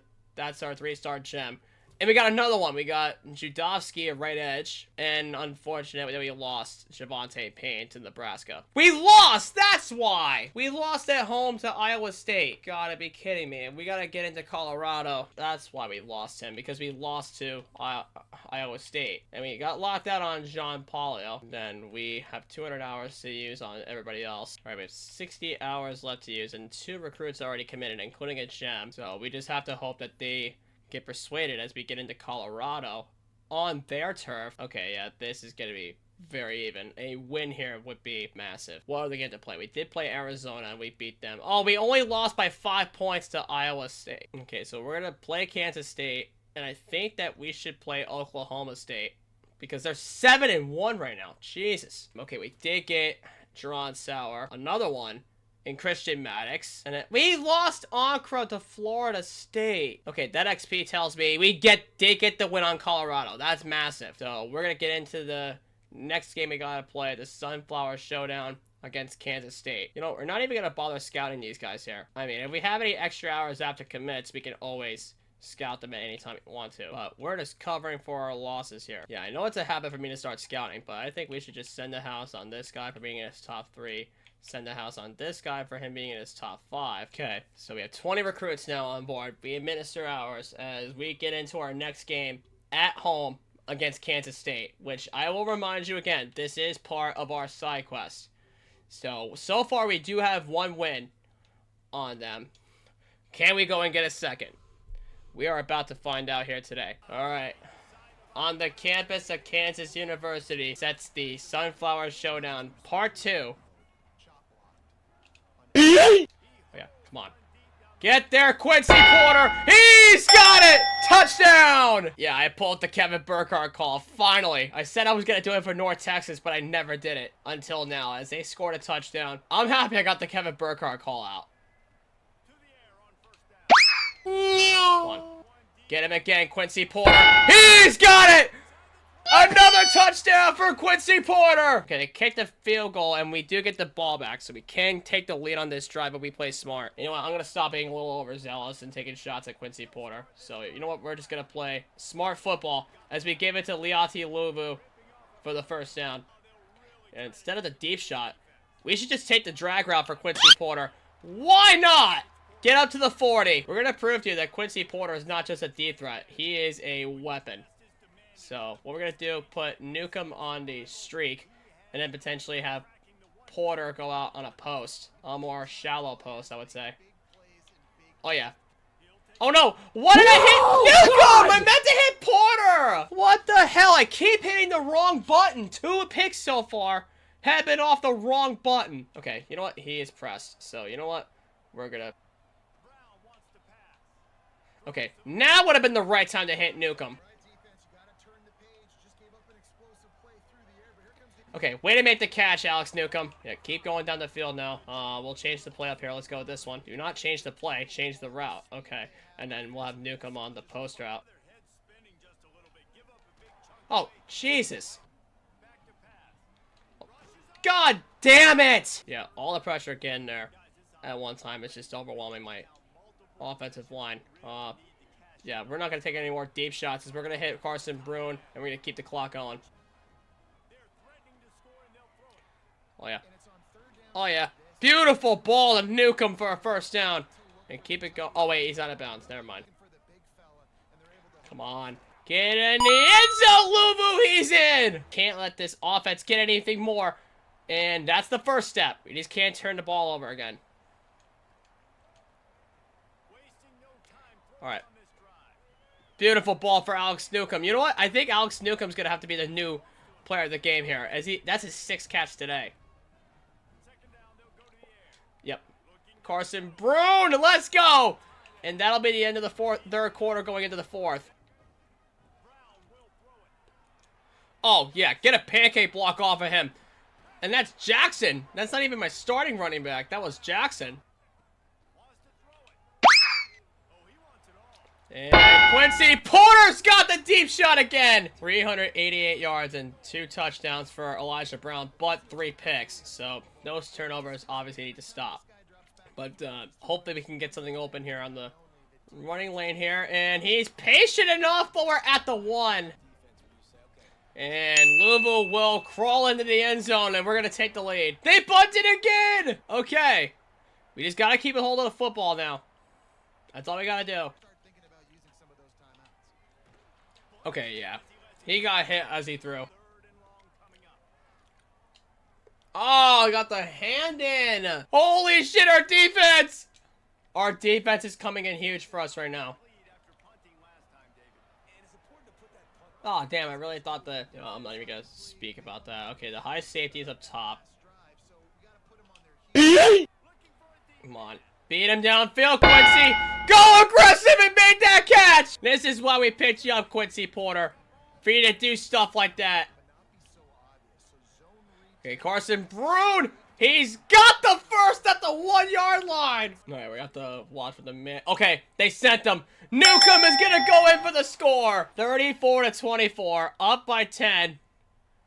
And it's going to be too little too late for Kansas State. And we're going to win the Governor's Cup for the 2nd straight year as we beat Kansas State 34-24. Oh, 35-24, excuse me.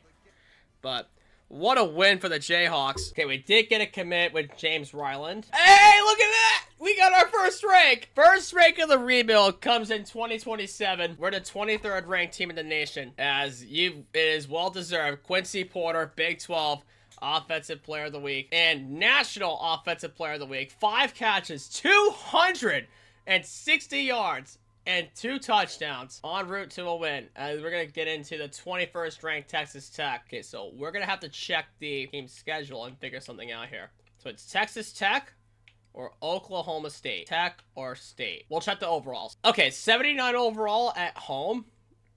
I think we could do this. We should be able to do this here. But let's manage the recruiting board first before we do anything. So sadly, we lost Titus Cole to Illinois. We lost Cortez Yarborough to Pittsburgh. We lost Steve East to Louisiana Tech. Okay, and nobody else is in the top 5 yet. I think we can trust the sim here against Texas Tech. Okay, we did get a commit with Steve Walters.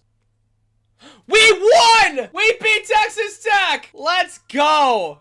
So now we're setting up for the final game against OK State, and we're gonna get Keaton Kubeka as Big 12 Offensive Player of the Week. So let's take a look at the conference standings, see where we stand here. We're at the top of the Big 12, so we can actually get the conference championship. And because we're a Power 4 conference team, we can actually qualify for the college football playoff if we win here. So it'll be huge to pick up a win here. Still have all 16 recruits on tap. And we just got another commit with Steve Walters. So we just need to pull through together. And this is going to be a even stronger ranked matchup than you'd think. So let's take a look at the CFP bracket and figure something out. So we're going to have to win the Big 12. Win this game against OK State and win the Big 12 if we want any shot at getting any of the automatic qualifier spots. We're going to have to see and find out about that as we get into our final game that we have to play in against Oklahoma State. Yeah, I definitely would have played this game over Texas Tech. I think we should go with the Baby Blues against Oklahoma State. That would be a really solid uniform combo to try out. All right. In the Baby Blues here on the campus of Kansas University, we got one more game left. At least before the conference championship. And that's going to be Oklahoma State. So we're going to be down 7-3. going into the second half. And good news is we do get the ball about to start the second half, so we do have a chance to actually get a shot to take the lead.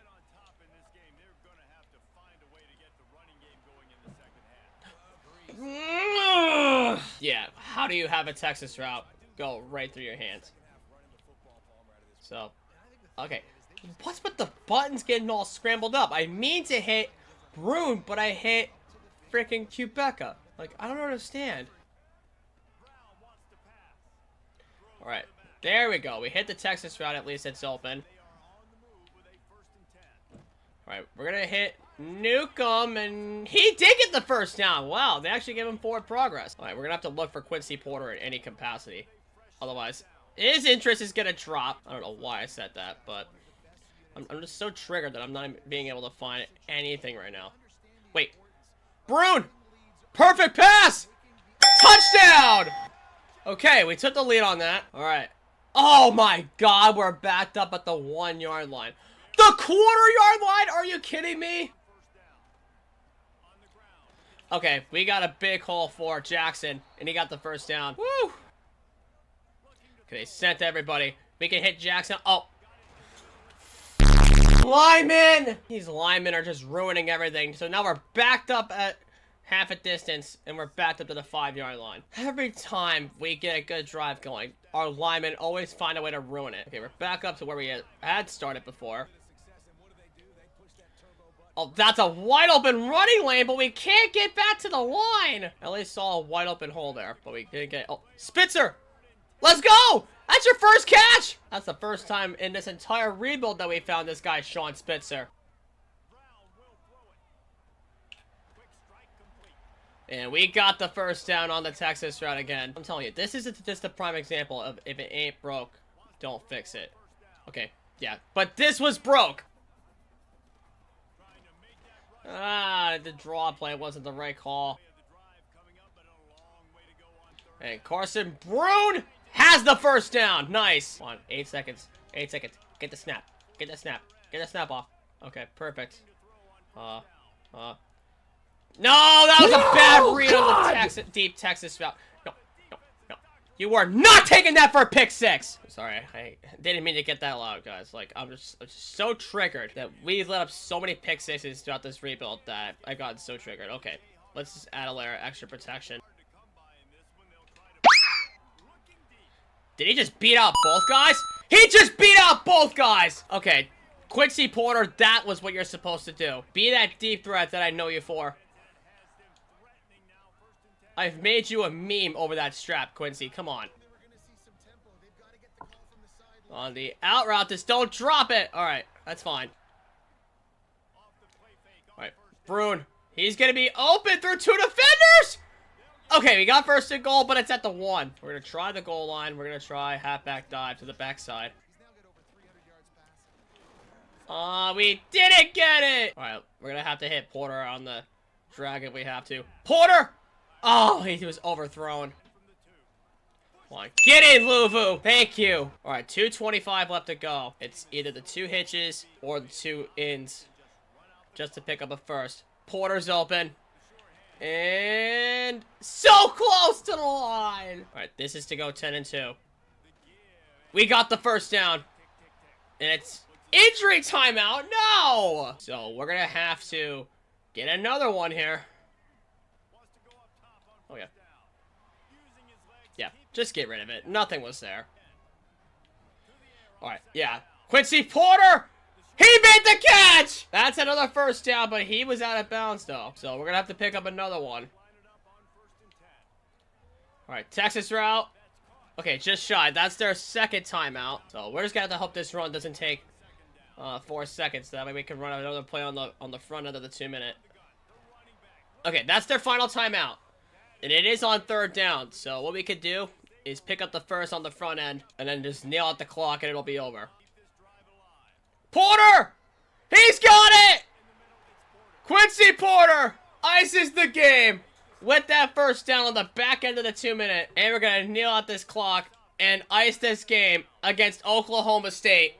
And we're going to win 17-10. And that is a huge top 25 win for Kansas. And with that, we may have just knocked Oklahoma State out of the conference title picture. We're gonna sim through and go to the conference championships with that. And we did get a commit in Morgan Stannard, and we're the 16th ranked team in the nation. And we got the Big 12 championship game against 20th ranked Utah, and we're gonna host this game. That is huge for us. So let's check the playoff bracket. Okay, we're not on there as of right now, but I'm pretty sure if we win the Big 12, we will be able to get in as an automatic qualifier, which will be huge. So we basically just have to win the Big 12 championship to at least guarantee an automatic qualifier spot in the college football playoff.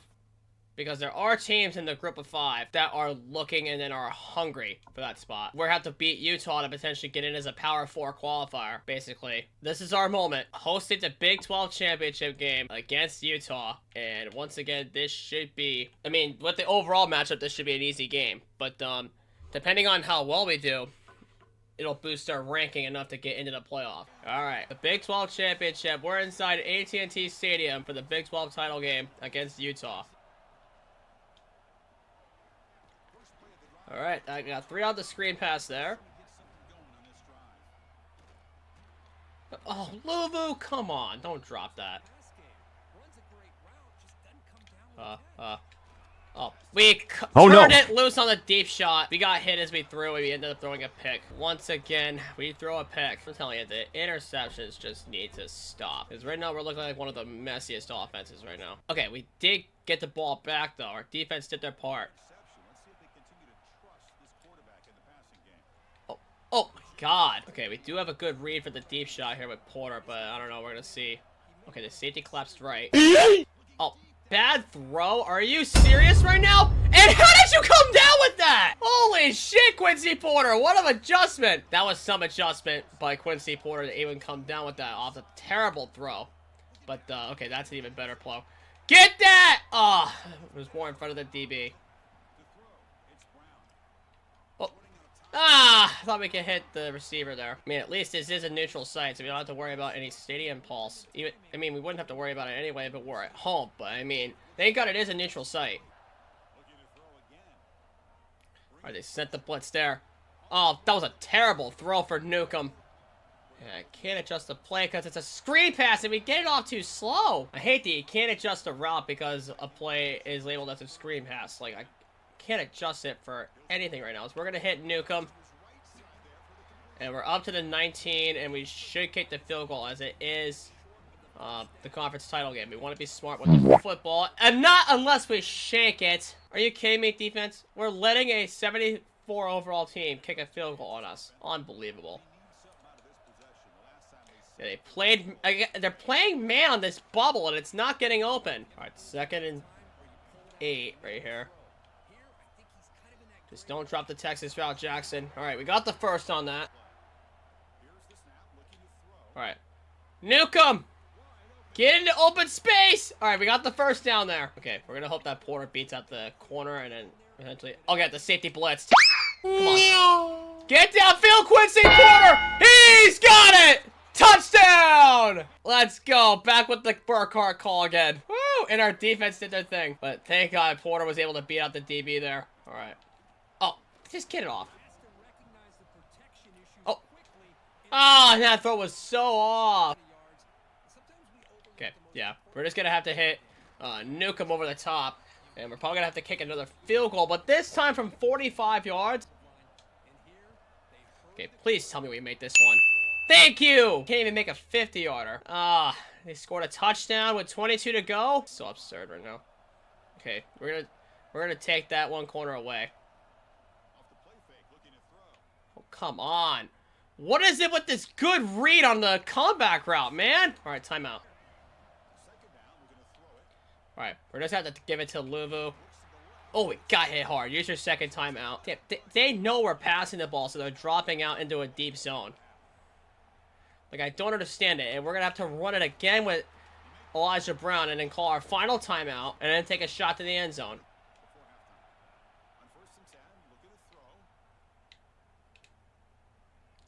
All right, deep shot to the back of the end zone. Oh, defensive PI! We got a shot! That's gonna be 15 yards, so get up to the 32. Okay, we got a shot at a 49-yarder. We are a little bit more centered, though, so we're gonna have to hope it goes in. Oh, God, please. Please!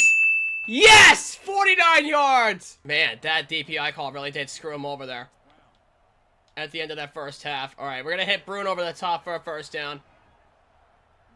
Oh, come on, Luvu. Get upfield now. Yeah, just give it to Luvu out of the flat. Oh, what a cut!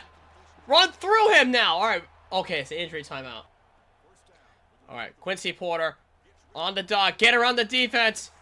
Alright, get out of bounds. We got a first, though. 3 catches, 101 yards for you. That's the way you operate as a receiver. Okay, we got the safety high more towards the corner. So you know what? I'm going to put Newcomb on the post to hopefully drag him aside. And then hopefully Porter beats the corner. He's pressed up onto the fade here. Okay, yeah, he dropped back into zone. Yeah, we just had to get it off. Yeah, we had an open running lane for Elijah Brown, but we got nothing out of that. Yeah, the backer had all eyes on the QB. All right, third down here. Come on. Quincy Porter! Nice catch, get out of bounds. Oh, Newcomb's wide open! Oh, I got the hand in there. Damn, I really thought Newcomb was wide open. All right. Second down and 10. We could get the screen pass off here. We can get blockers in front. We can't! Alright, third down and 11. Alright, they brought the blitz, but that means Carson Bruin has a wide open shot to the end zone! Let's go, Carson Bruin! Oh my God. Utah just drew down the field in 3 plays and they just scored a touchdown. Unbelievable. Alright, way to hold on. Alright. Get your blockers in front, Luvu! Nice. Oh, yeah. Just get rid of it. Another goddamn holding call! What is it with our linemen? Yeah, Jayhawk, you have every right to be pissed off. They just give it off to the back. Oh, what a cut! Oh, okay! Nice little double cut move. Second down and 5.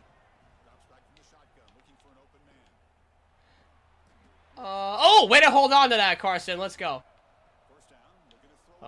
Texas route. Nothing's there. Yeah, just get rid of it. Nothing is there. Okay, you know what? I'm gonna adjust him to the fade. I'm gonna see what happens here. Okay, double stack on Porter. Okay, that's not gonna stop Elijah Brown for having a wide open running lane. Okay, that's a first down. You know what? That's actually a pretty good read by me.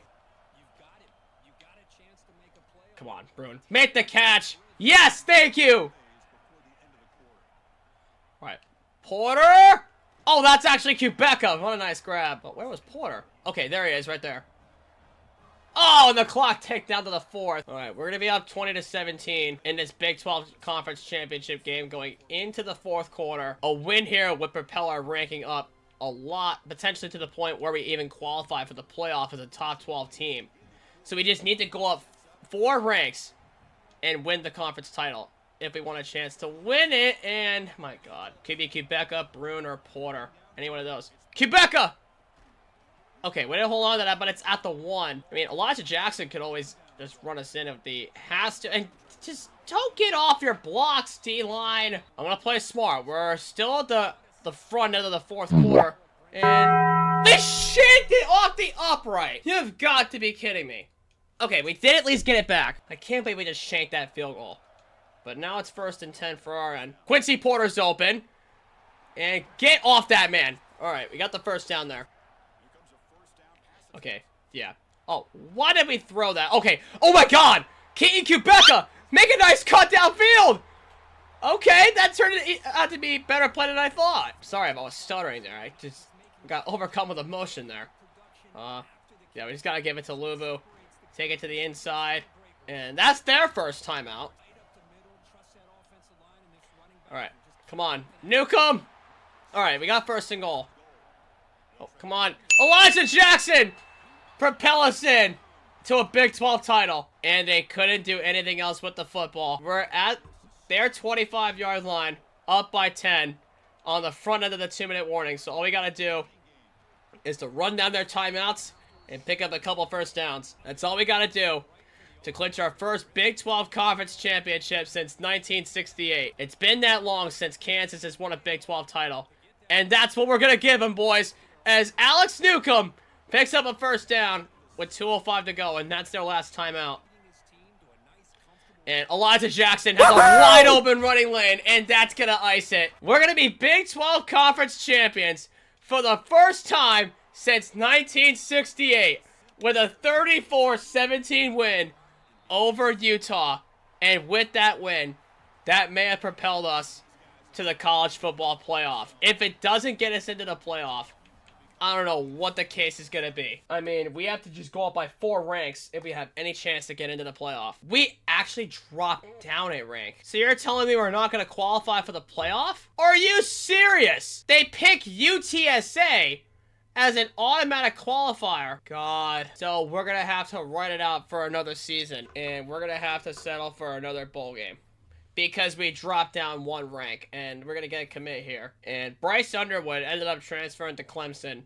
And he ended up winning the Heisman Trophy. What bowl game do we have next? The Alamo Bowl against San Diego State. So we got to settle for another bowl game. Even though we did win our conference championship. And we ended up getting snubbed to UTSA of all teams. UTSA goes in over us. That is absolutely bogus. That is absolutely ridiculous. We're going to have to play the Alamo Bowl against San Diego State. And we're going to have to ride this rebuild out for another season. But so far, we are good on our side quest at least. We're 2-0 against Kansas State in 2 seasons. So we're going to have to ride it out for another year. As we get into the Alamo Bowl against San Diego State. Jesus Christ. Okay. The blocks are holding up so well. As we're gonna... Yeah. That's a dangerous cross your body throw. I don't understand why I threw that. And we just let them kick a field goal on us. I don't even know what I'm saying at this point. I'm literally just stuttering upon my own words because I'm so pissed off that we got snubbed out of the college football playoff after winning the Big 12 conference title, which is literally a Power 4 conference title, and San Diego State just scored a touchdown on me. Okay, I think we can still.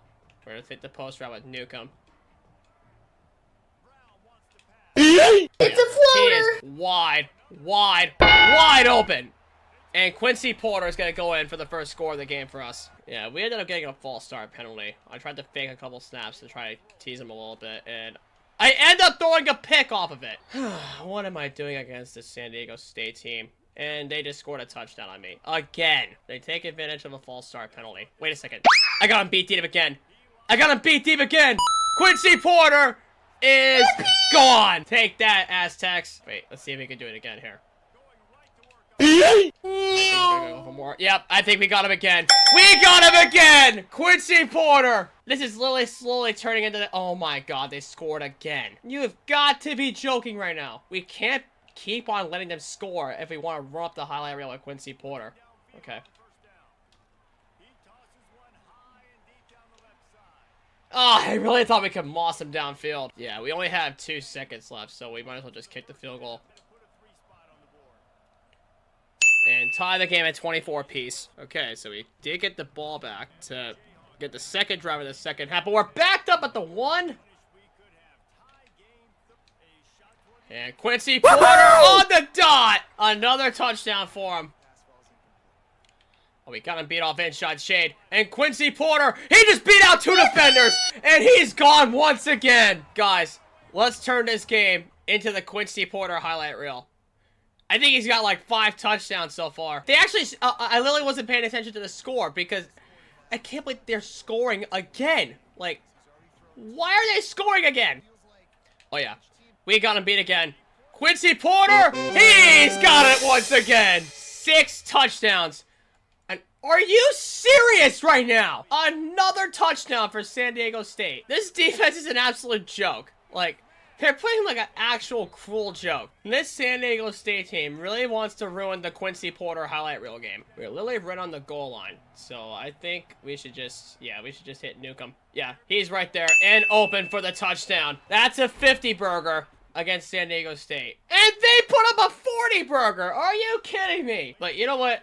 It doesn't matter. You have no timeouts. Let's just end this game. This is literally a scoring fest that we ended up winning. 52-45 against San Diego State. We chased off those pesky Aztecs. They scored 21 points in both the second and the fourth quarter. You have got to be kidding me right now. Yeah, this defense seems like an absolute joke. We need to lock in and get defense in the transfer portal. And look at that. Quincy Porter set the single game receiving yards record. And I'm pretty sure that, yep, single game receiving touchdowns record. I'm pretty sure he had like 5 or 6 touchdowns in the same game.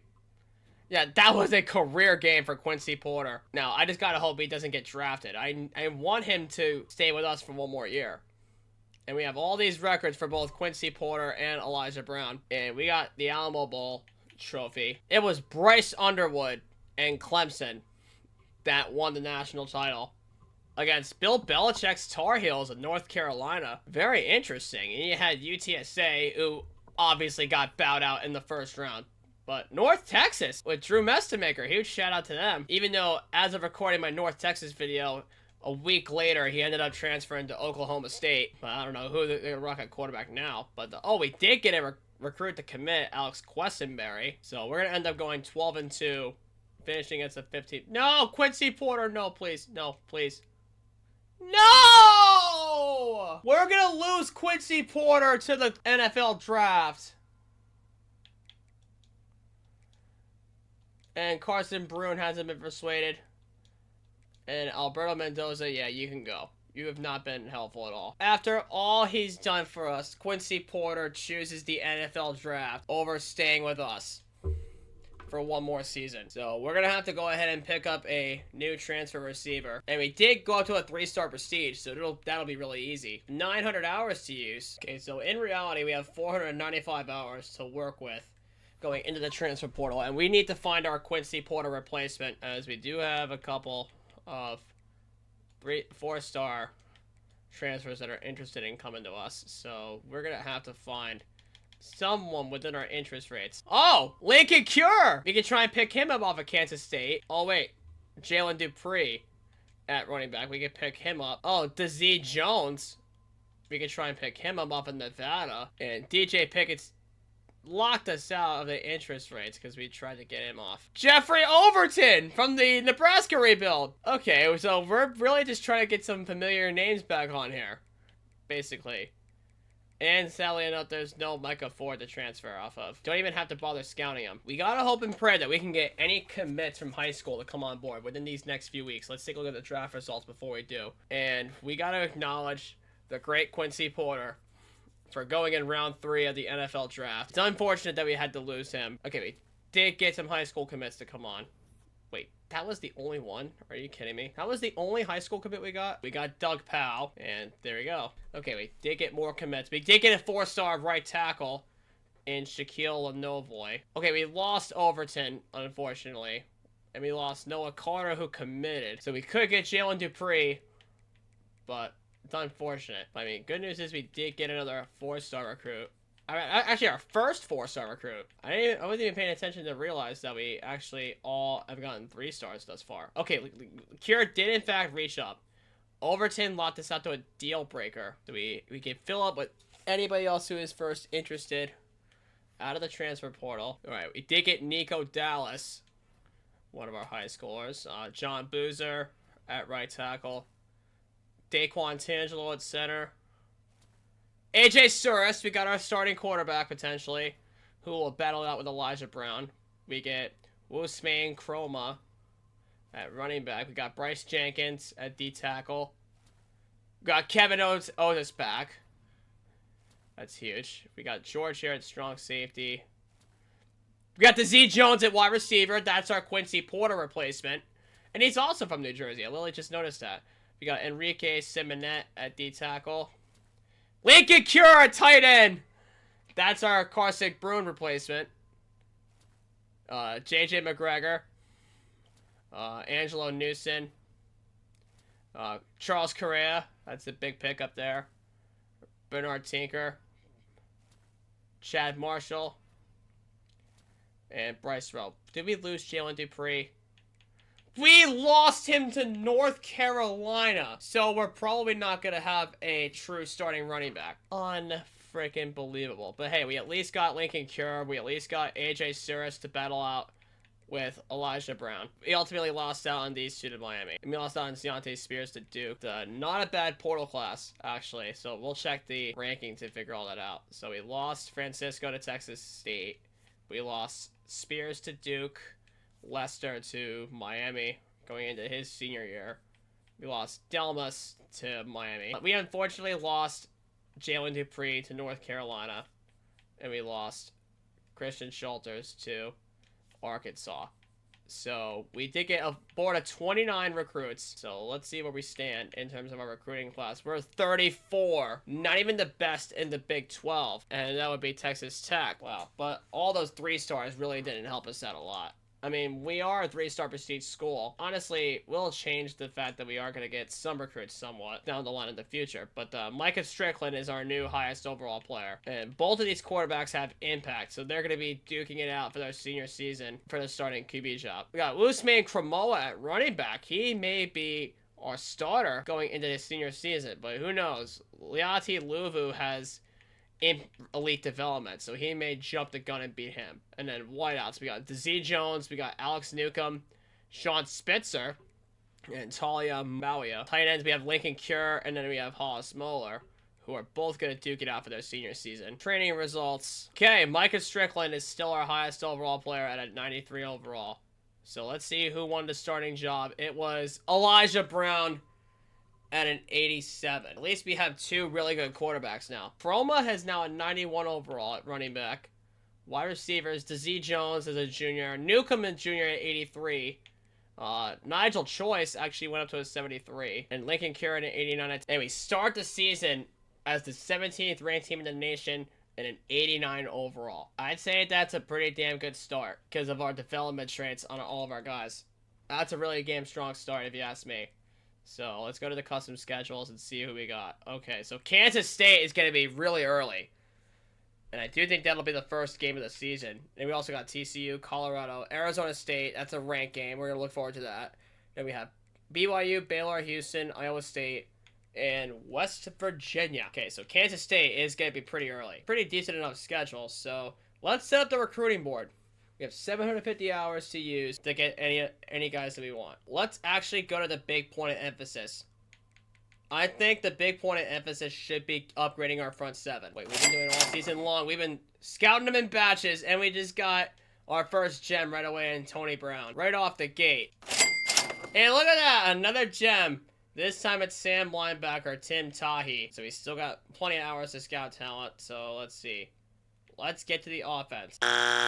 Oh, Cole Dog is a bust. Turns out he's not such a dog after all. Neither is D'Angelo Douglas. So both of the running backs that we had ended up being busts after all. So we might as well just go after that one running back we dropped to the playing time, try and get him back. Because why not? Oh yeah, Tyreek Ali. He'll no longer be a concern for the deal breaker, so we can try and scout him. And he ends up being a gem. So it ends up working out in the end after all. And we don't have enough to fully scout the board.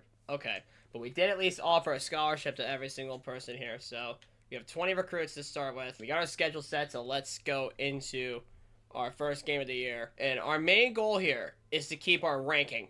That's our main goal here. Yeah, this should be an easy win.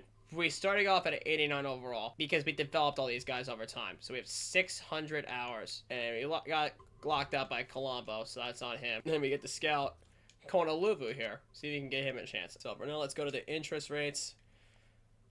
So we can get away with contacting friends and family on anybody who's in first place. And then, yeah, you know what? Since they're all in the top 5, we can just get away with giving friends and family to basically everybody. That's all of our hours on tap. First game of the season against Hawaii. Honestly, should be an easy win. But then again, we can always get upset at any point. Okay, that's our first win. And ultimately, the 2 guards on the bottom of our board chose to lock us. And Usman Kramoa ended up being Offensive Player of the Week. So our running game really did take over as we get into the FCS game. Tahi, one of our gems, is dropping down in interest. So we should put hours on him. Same goes for him here. Curtis Rudolph. Same goes here for Angelo Manzo. We got locked out by Shaquille Colley and Kona Luvu, leaving our only guard, Kerry McGee, being our only guard. As we get into the FCS game, which again should be an easy victory. Okay, we did beat FCS Midwest.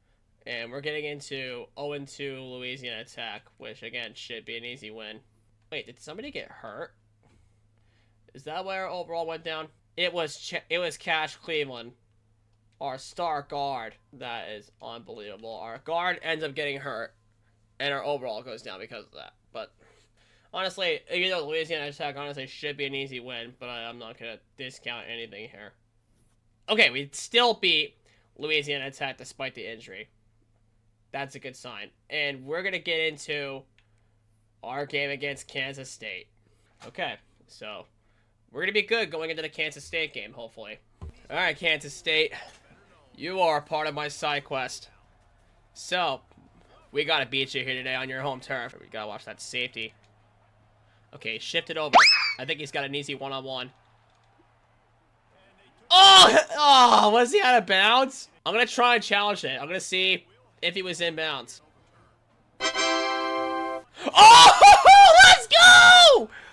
No shot! We actually got it! Yo, that was clutch! We actually just challenged that, and we ended up scoring. Dude, 10,000 IQ brain.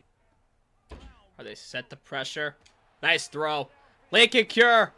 On the money! Get off him! We're gonna hopefully make sure that this really doesn't get challenged next time. Okay. Okay, yeah. Get rid of it. There was nothing. That's what I need to do. If the pocket collapses and there's nothing, I have to just throw it away. I have to learn that. All right. There's Nigel Choice on that out route. Run through him! Right. Yeah. Yeah. Oh! He actually just got around him. Oh! Okay. I see you, Chroma. All right. Nigel Choice looks like he's going to be uncovered, but that safety's going to match him. So you know what? I'm going to throw him on a streak. And then that second safety is going to match up against somebody, possibly Cure. So, you know what? I'm going to put Jones on that curl. Hopefully get him up. Although the backer covered him. But at least we got Lincoln Cure right on the money. Lincoln Cure! Inside the 5. Nah, that was a great series of route adjustments right there. So, hopefully we can just punch it in here with Chroma. He's got a double block, and he's in for the score. Oh, okay. I was going to say, that's my score. All right. So, we did get a turnover, and we are up on the 28. Let's see what we can do. Maybe Newcomb could get open here. Perhaps Jones. Wait. Newcomb. Alex Newcomb! Oh, he got it! Oh, my God! Dude, our receivers are going off! Hold on. I can't skip past this. I need to see the replay. A beautiful ball there by Elijah Brown. But then watch what he does. He just bats it to himself with one hand and snags it with the other. My God, he literally just looked like prime Odell Beckham right there on that play. That was absolutely massive. What a catch. You know what? We're gonna... Oh, my God. Chroma, what are you doing? All right, I'm gonna do that post-fade combo there. See where the safety looks. Okay, he looked toward the cut. Oh, my... The second high safety. I didn't see if there were any two high safeties. Okay, they kicked a field goal and they scored a touchdown on the first drive of the second half. Dude, I go from some of the best reads in the world to some of the best, smartest plays to one of the worst reads I ever had. But we can at least hit Nigel Choice and not worry about running into his receivers. Oh, yep, they brought the heat. You know what? Since it's a double halfback, I think I should put Chroma on the Texas route. Maybe drag that safety down. No. Jones on the fade. No. Thank you. Yeah, the safety looked. But we can hit Chroma. Hope he catches it! Yeah, we're going to have to punt now. Whoa! Rough snap? I don't know what happened. Rough snap? I mean, we did get the punt off, so let's see what happened. Okay, we got it back. I'm going to say, what was that animation during the punt? Was there some kind of rough snap? Just dump it off. Do not... Oh, what a cut by Chroma! And way to get upfield after that. That's a first down. So basically, he turned from getting dragged from behind into getting a first down in like a few seconds. That was actually some play. Okay. Yeah, you know what? Just get around the lineman there. Okay, they're manned up on the screen pass, so I'm just going to change that. Let's run the 618, and then I should put Choice on the post. See where that safety goes. Okay. He looked back. Okay. Catch it! Yeah! Finally! We got to see Jones his first fade touchdown. Oh, they got it right back and scored again. So I guess we're going to have to run the table on him again. All right, that's a beautiful ball from Brown. Get off Lincoln Cure, man. Oh, yeah. Oh, no. Okay, I shouldn't have thrown the slant there. I don't know what made me think about throwing the slant. I literally just threw that out of desperation. All right, so you know what? I'm going to put Chroma on... No, Chroma, Texas, and then Jones, streak. We're going to see if that cancels out. Oh, yeah. Let's go. Usman Chroma has the first down and saves our game right there. All right. Pretty good. Oh, I thought we could dump it off the choice. I mean, we could have Cure on the hook right there, or we could have any one of the two slants there. All right. Roll out. Choice. Come on. Ah, reel it in, dude. All right. We're going to run the flood here. Actually, no. It's not the PA flood, but at least it's a flood concept. And we have Lincoln Cure on the first down run. Okay, we got to watch for anybody that covers the trips bubble with Alex Newcomb. We got to see. Okay, it was uncovered. And we do have blocks to the outside. Go, Newcomb! Nice. So yeah, let's just actually run the double backfield set. We could have hit Louvu on the screen pass or the Texas route. Yeah, it's got to have to be Louvu. Come on. Oh, what a cut. Get to the inside. Get off him! All right, we got second and inches. I don't know why, but I oftentimes just prefer the trips bubble screen instead of just the duos bubble screen. As we're going to hit Chroma. Oh, what a cut! And that's their second timeout. Remember, we have to go undefeated against Kansas State as part of our side quest. Yeah, Lincoln Cure has it open. Runs forward! Okay, that's their final timeout. So they're out of timeouts for the game. And we're up at the 2. So like I was saying, we have to go undefeated against these guys as part of our side quest, as it is our in-state rivalry. And Usman Chroma seals it. Yep, and we get the ball back. No timeouts, nothing they can do. We're going to go 3-0 against Kansas State as part of our rebuild, winning our 2028 matchup 35-20 as we win the Governor's Cup for the 3rd year in a row. But no, that challenge in the first quarter, that was a great challenge. Like, I don't know how in the world I didn't see the ability to challenge that out-of-bounds call, but I'm grateful that I did, because that was an insane touchdown catch by Dazee Jones. Like, that was incredible. Okay, so Tyreek Ali is the only one in question, as we are now number 15 in the nation, going into the bye week after 4 straight wins. I am hoping that with the visit weeks coming up, we should be able to get it. Let's give it to our quarterbacks first as a boost to our short and medium accuracy. And then we'll go to our receivers, and then we'll go to our O-line the next time we get coach points. So we'll sim ahead and figure things out from there. We already played our game against Kansas State. We just have to decide on what games to play following that. Okay. So Tyreek Allen, and then Travis is visiting this week. So we're number 13th ranked as we take on TCU. The first time we're taking on the Horned Frogs in any of our rebuilds, for that matter. Okay, we did see Break jump up because we did get the sell. Okay, we got that right. And we did see Tahi jump up. We did see Tony Brown jump up. And we did see Ali, we got his sell right. Okay, and Taylor Bellinger's ready to go for a visit. Okay, he does have a column with Tahi, but a competitive with Akeem Break. So you know what?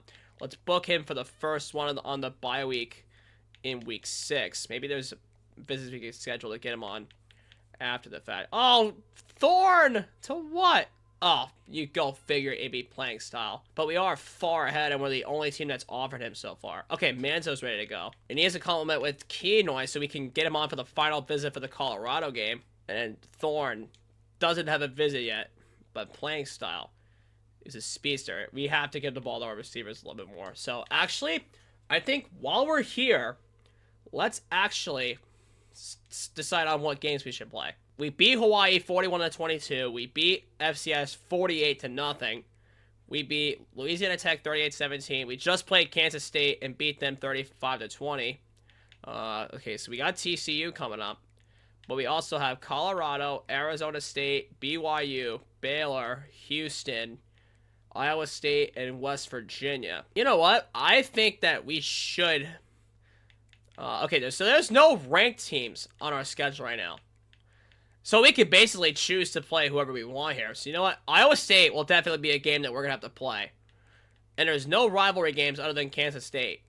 So, I think we should trust my gut like last year.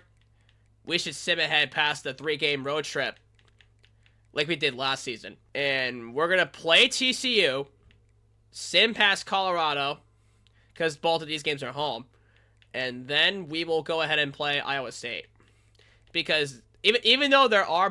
You know what? Yeah, let's actually sim past TCU, and we're going to play against Colorado. Because I do think that because there's more visits involved with the Colorado game, there's going to be a lot higher stakes that we have to play for. That is if we can keep the recruits on hand. So, yeah, let's sim ahead past TCU, and we're going to play the Colorado game. And then we'll play Iowa State. We lost out on Mixon and Radigan, so we're gonna lose those visits. Okay, yeah, we definitely beat him. Yep. We beat TCU, and we moved up number 9. That's the reason why I want to see the XP, is to know that we actually won the game. Okay. No, Kenoy! It's a playing style. Okay, but at least Thorn Steelbreaker went up. But yeah, we ended up losing to that, and... yeah, we had them for the Colorado game, which is unfortunate. But hey, good news is we can book Curtis Rudolph, excuse me. We can book him for the Iowa State game, and he's championship, so we can book that. Offensive yards per game, and we're only giving 278 offensive yards per game? You're saying that's not good enough for you? Okay, hold on. Do we have... okay, we have it. We have at least something. Some form of influence on him, which is a good thing. And then we'll schedule a visit with him. We'll get him a compliment for Iowa State. So, playing time there. Try and do a soft sell with him. Think we're fine for right now. As long as we win with Tyreek Ali. Well, as long as we win here against Colorado next week, we should be fine. Unless any guys commit here. No, we ended up losing Travis and Brake. Oh, this is so tough landing recruits, man. So that's 2 more potential guys that we lost. But wait, it's D'Angelo Kenoy's visit week. And Angelo Manzo's there too. Okay, so now we have more visit weeks coming up as we get into Colorado, who are 76. So, again, we definitely should win this game at home. We lost. Really, Nebraska? Okay, Kenoy's deal breaker did in fact get fixed, which is good. His visit week's coming up. And then, if we win that, we'll be able to get his potential raised up. But Jabari Thorne, are you kidding me?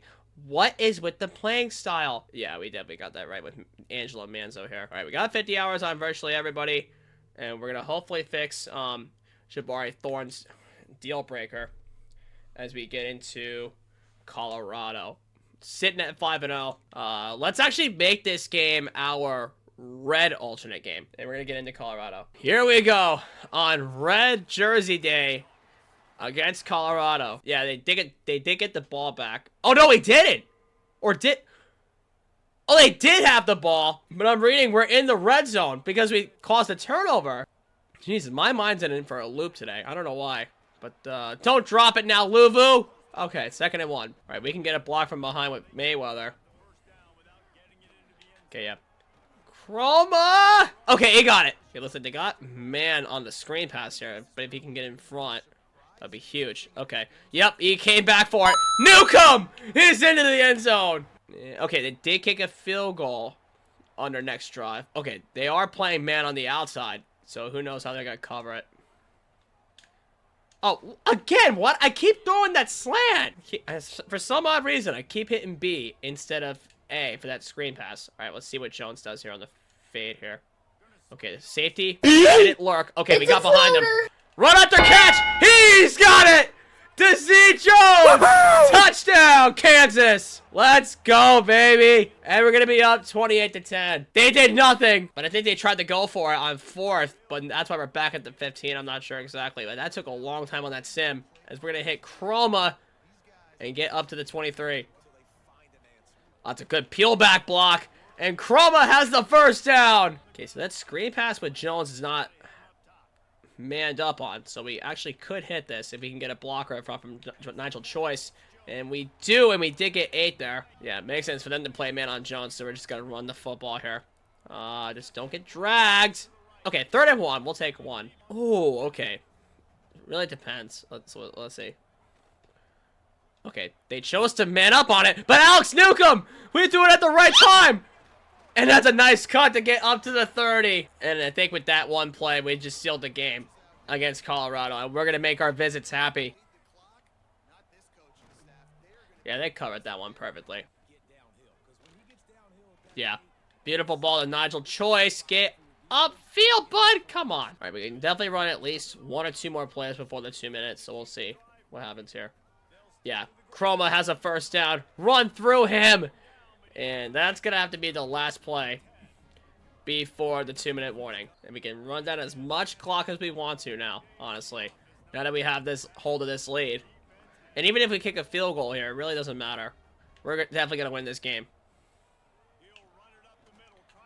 Jeez, we didn't even get anything on that. Got to look out for the blocks. Yep.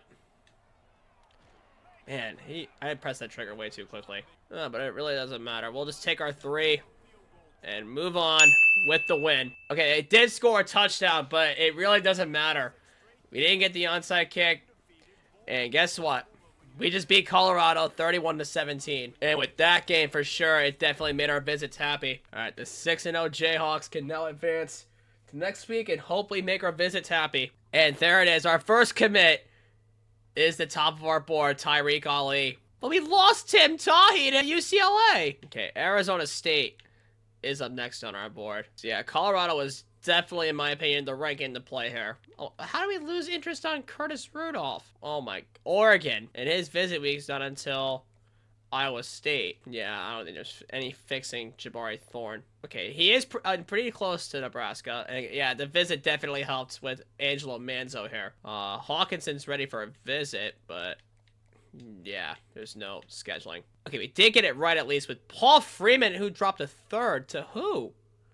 SMU in Florida. But good news is he does have the Iowa State game as a visit. And we did get his pitch right, so we can take advantage on Gamer being his pitch. And we can do that. And then McGee, yep, we knew it. We got that right. So we're just going to have to hope that everything falls into place as we get into this game against Arizona State. Okay, yeah, very much even, but we are obviously the better team in terms of overalls, but you never know. Home field advantage really can mean a lot. We lost Valencia, and we lost Kenoy to Kentucky. Come on. I mean, at least we did get the win, and our overalls went up, but what in the world? Well, I mean, it's a good thing that we shopped for 3 stars in this instance, and Adrian Hawley set the career sacks record for Kansas. Great job to this defense as we get into BYU. Still the 9th ranked team in the nation. Yeah, with week 8 visit coming up here.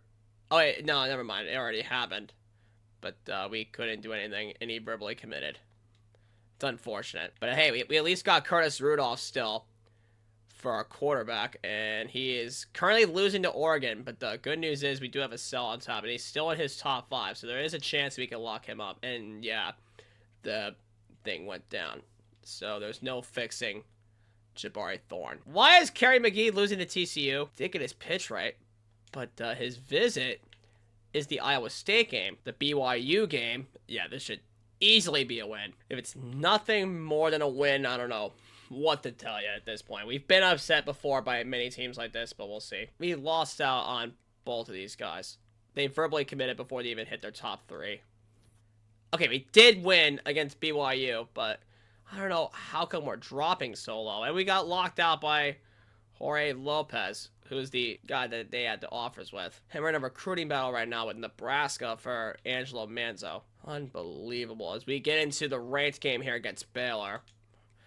So hopefully a ranked game will fix everything in terms of our placement in the rankings. But at least Taylor Bellinger wasn't a gem. Neither was Curtis Rudolph. What do we do here about Manzo? Okay, his visit week already happened. So I think we should try and... Okay, his visit week is this week.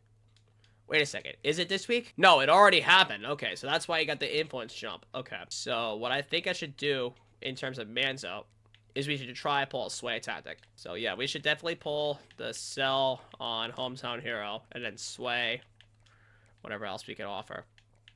Let's see. Anything have a high success rate?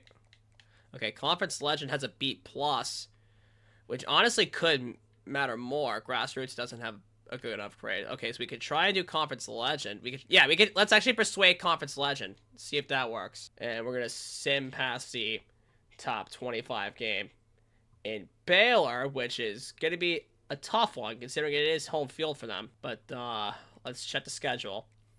We'll figure out if we should play this one or not. Okay, so we did beat Arizona State 38-16. We did beat BYU 35-24, and it is the last game of our 3-game road trip. So we've trusted the sim more than enough, so that way we can make a huge impact here. With Houston and Iowa State coming up, and both of those games have visits on tap, hopefully. And then Iowa State and West Virginia being our last game. But I do think that the Iowa State game has more meaningful visits coming up. So yeah, I'm going to save that game for my next play. And then West Virginia will be the game that we're going to have to sim through. So let's sim through Baylor. Let's cross our fingers and hope we can get some magic going here. Okay, we lost that on McGee and we lost that on Freeman. But let's see. Give me the XP. We lost to Baylor? That's why we couldn't impress them. And we dropped to 14th ranked. So we're going to have to win our conference championship again. Hold on, let's see. Okay. Utah is over us. Okay, yeah. We need to lock in for these next 3 weeks. We need to beat Houston. We need to play and beat Iowa State. And we need to beat West Virginia if we want any chance at the playoff.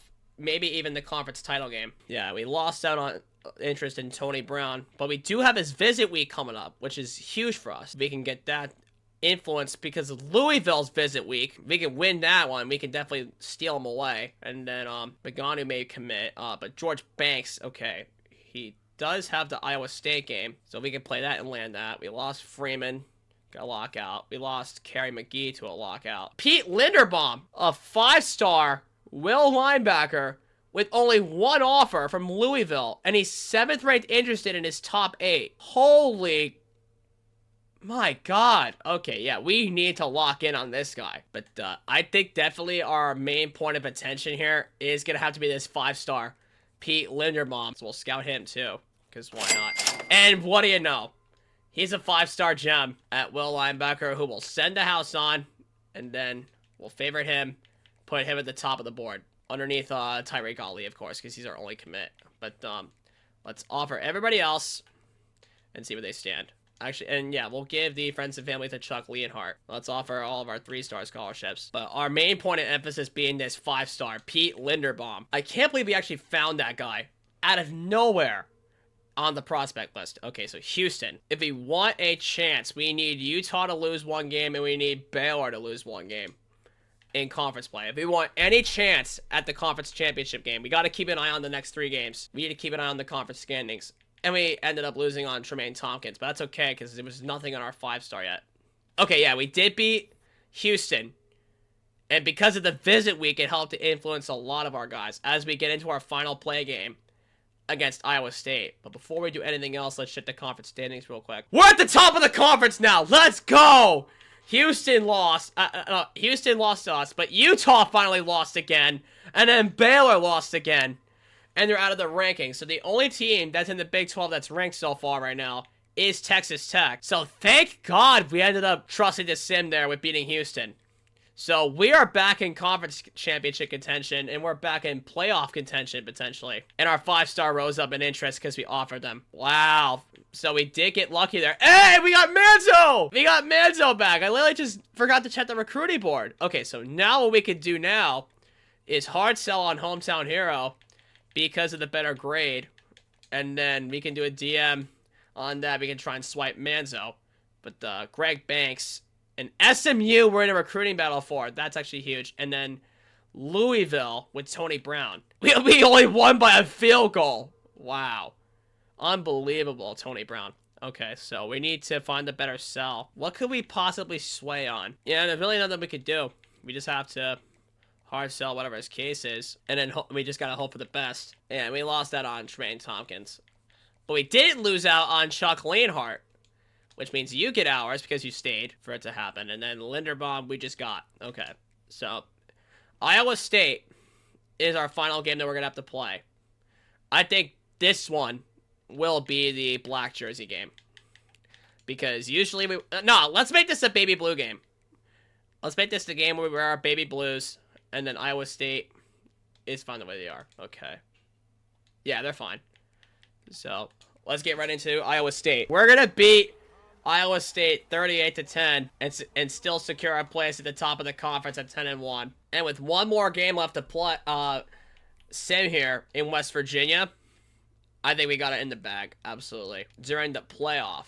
But we'll see and find out. We'll check our conference standings after we sim to this week and figure this out here. Okay, we did get a commit, and it is Benagu, our defensive tackle. We got another one. We got Greg Banks! We stole him away from SMU. That's actually perfect. And, okay, all the dropouts are 3 stars, but at least we stole away Greg Banks. But we'll check the other recruits as we get into West Virginia, and we'll check the conference standings for a second. Yep, and we're still at the top of the conference alongside Texas Tech. So we're going to have to play T-Tech if we want to win our conference championship. Which is, again, it's definitely going to be a tough test, but I do think we can definitely do it here. So West Virginia is our final game. So we did get 2 more commits in Benagu and Greg Banks. We stole them away from SMU because of that visit influence. Okay, why is Nebraska jumping up? They don't even have a visit scheduled. Is Pipeline seriously going to get me here? I don't know. We're going to have to hope that Nebraska loses. So we have no more visits ready to go for anybody. So we're just going to have to do some pitches with our hours here. So that's the clutch. One of our 4-star. He's actually a 4-star. I didn't realize that. So for Sean Rudd, let's do clocked in. Okay, so we're going to have to win this game to get Manzo. And we also have to have Nebraska lose. Okay, yeah, this obviously should be a good win here. You never know with this recruiting board. We're going to have to see and find out. Yeah, and we ended up losing Manzo and Tony Brown. No! Are you serious? We actually lost to West Virginia? So that's why we dropped down in the conference ranks, and we're probably out of the playoff yet again. Oh, we're in the playoff as a 12 seed. So we have to win the conference championship if we want any shot at winning as an automatic qualifier. Okay, so we have to win our conference championship. Otherwise, the offer for this is off the table. But God, how do we lose to West Virginia? But at least Skaggs is ready for his pitches. And it is going to have to be house call. And then Dante Brake is ready to go. And then Chuck Leonhardt has everybody offering him. But we're going to have to hope that we get in the top 5. So you know what? We're just going to send the house and get every resource we can on Chuck Leonhardt. And we're going to have to hope for a win. All right. So we have to sim to next week. And we are in the Big 12 Conference Championship game against Texas Tech. So I'm pretty sure we are... yeah, we're still at the top of the conference. Pretty sure it was the home and... oh, yeah, we lost both of our games on the road, by the way. But what was the final on that? Okay, we lost to Baylor 35-14, because you go figure it was a conference game. We lost via home field advantage 35-23. Yet we're still in the conference championship game. And we are still in contention for the playoff. So... hold on. I think this is a ranked game, too, from what I understand. Yeah, it's a ranked game. So if we could beat Texas Tech and win our conference championship game, we'll probably jump up a lot in the ranks again. And then we can go from there. Okay, so we did reach his top 5. We are set for our second Big 12 championship game against Texas Tech. This moment right now. So Texas Tech, what's their overall like? Okay, yeah. I think we definitely need to play it and win this game. I mean, obviously we have to play it because it's the Big 12 Conference Championship. But, oh, Linderbaum went up to first because we set the house on him. Wow. But who was in 4th? Oh, yeah, Leonhardt. That's who. And he's in his top 5. But we don't have any pitches ready for him yet. Okay, Ferris is ready to go, though. Everybody else kind of stayed safe here. But Pete Linderbaum, the 5-star, would be a huge grab by the end of the season. If he stays around by the transfer portal, we could definitely try and get him, and it would be absolutely clutch. But, okay, Texas Tech in the Big 12 Conference Championship game. So, I think that this should be our blackout.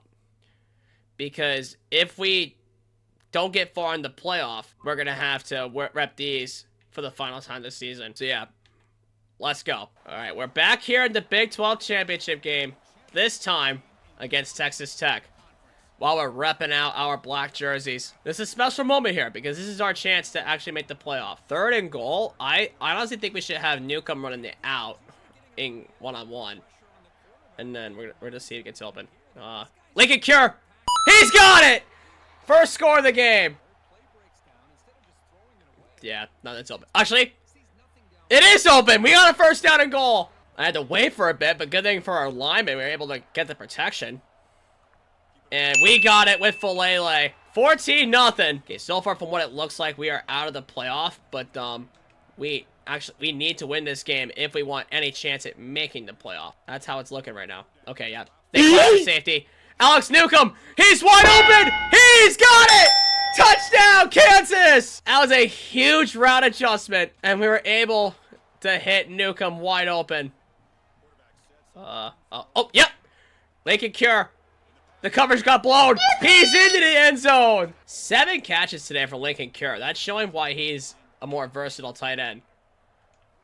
And an absolute gem out of Kansas State. Oh, yeah. Come on. Come on. He's got it. To see Jones again. 35-6. We are dominating Texas Tech. And you know what? Oh, we're in the red zone now. We should just go for the 50-burger. If we get the 50-burger on Texas Tech, we are definitely proving why we belong in the playoff. And with 4:25 left to go in the 4th quarter, we need at least 2 more touchdowns here. And yeah, we just got one of them with Usman Kroma. And we're in position for another one. It'll probably not be the 50-burger if we don't get another drive, but we'll see. Okay, good news is Cure's back in the game.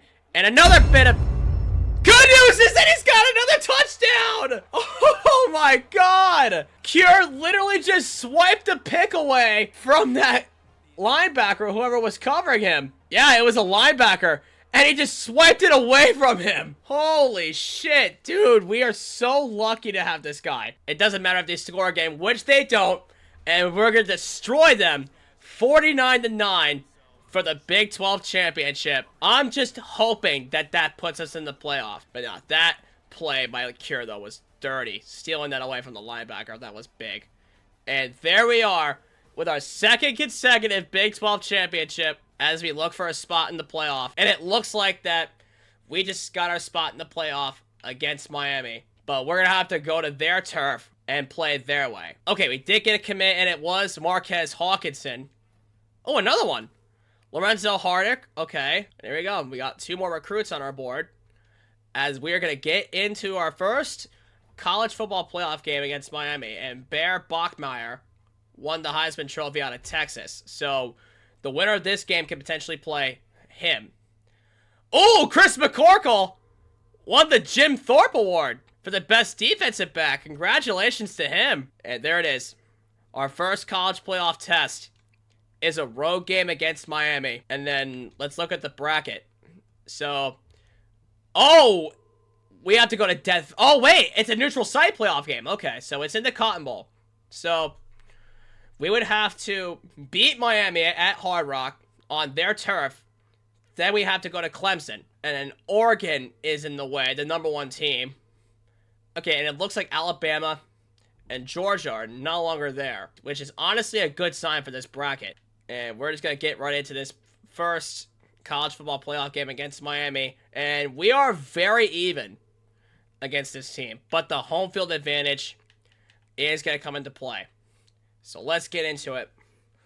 Let's take our best shot at the Hurricanes. And let's see what we can do. All right, Miami Hurricanes. We've come to your house for the first round of the playoff. It's time to show us what you got. 55-yard field goal. Can we try that? And our kick is centered. Wait, is that through? It is through! We're gonna go into the half up 17-0 on Miami. That was a big kick. And they just punted. Okay, our defense is actually going nuts right now. Okay, so now we're a bit early into the 3rd quarter. So you know what? We can try and get a little bit more creative here with our offense instead of trying to be more conservative, but nothing too risky. Like throwing a bit more passing game in there. Like, not everything's coming together. We can throw in a bit more passing. We can throw in a bit more creative routes. Oh, okay. Because now we're in a position. We do have a 3-score lead now.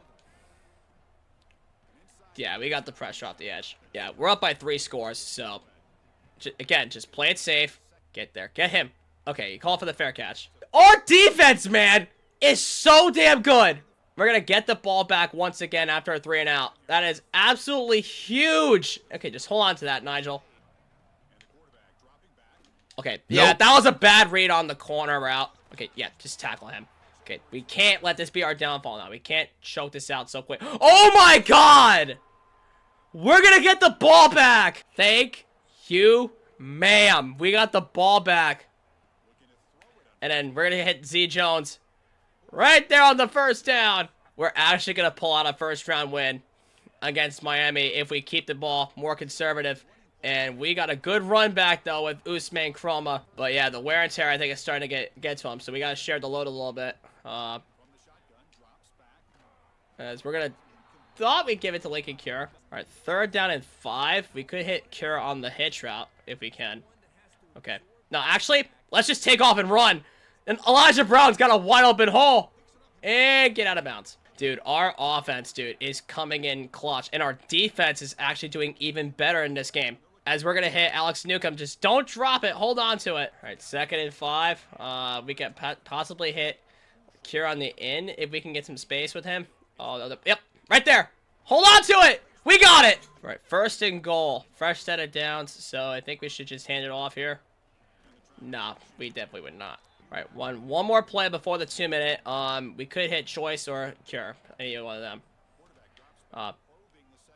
Okay, yeah, just go down. Now our hope is we can't let them score 17 more points in 1 quarter. Our defense has done so well to this point. We can't let them falter now. So if we don't get it here, we have to kick a field goal, and we have to go up by 20. We can't let them get to us here. A little bit more upfield, Nigel. Oh, he's at the 1. Wait a second. What's it called? Goal line? Sneak. And we're at the half-yard line, so we could get it unless their D-line are too big. Let's see. Let's see here. He got it!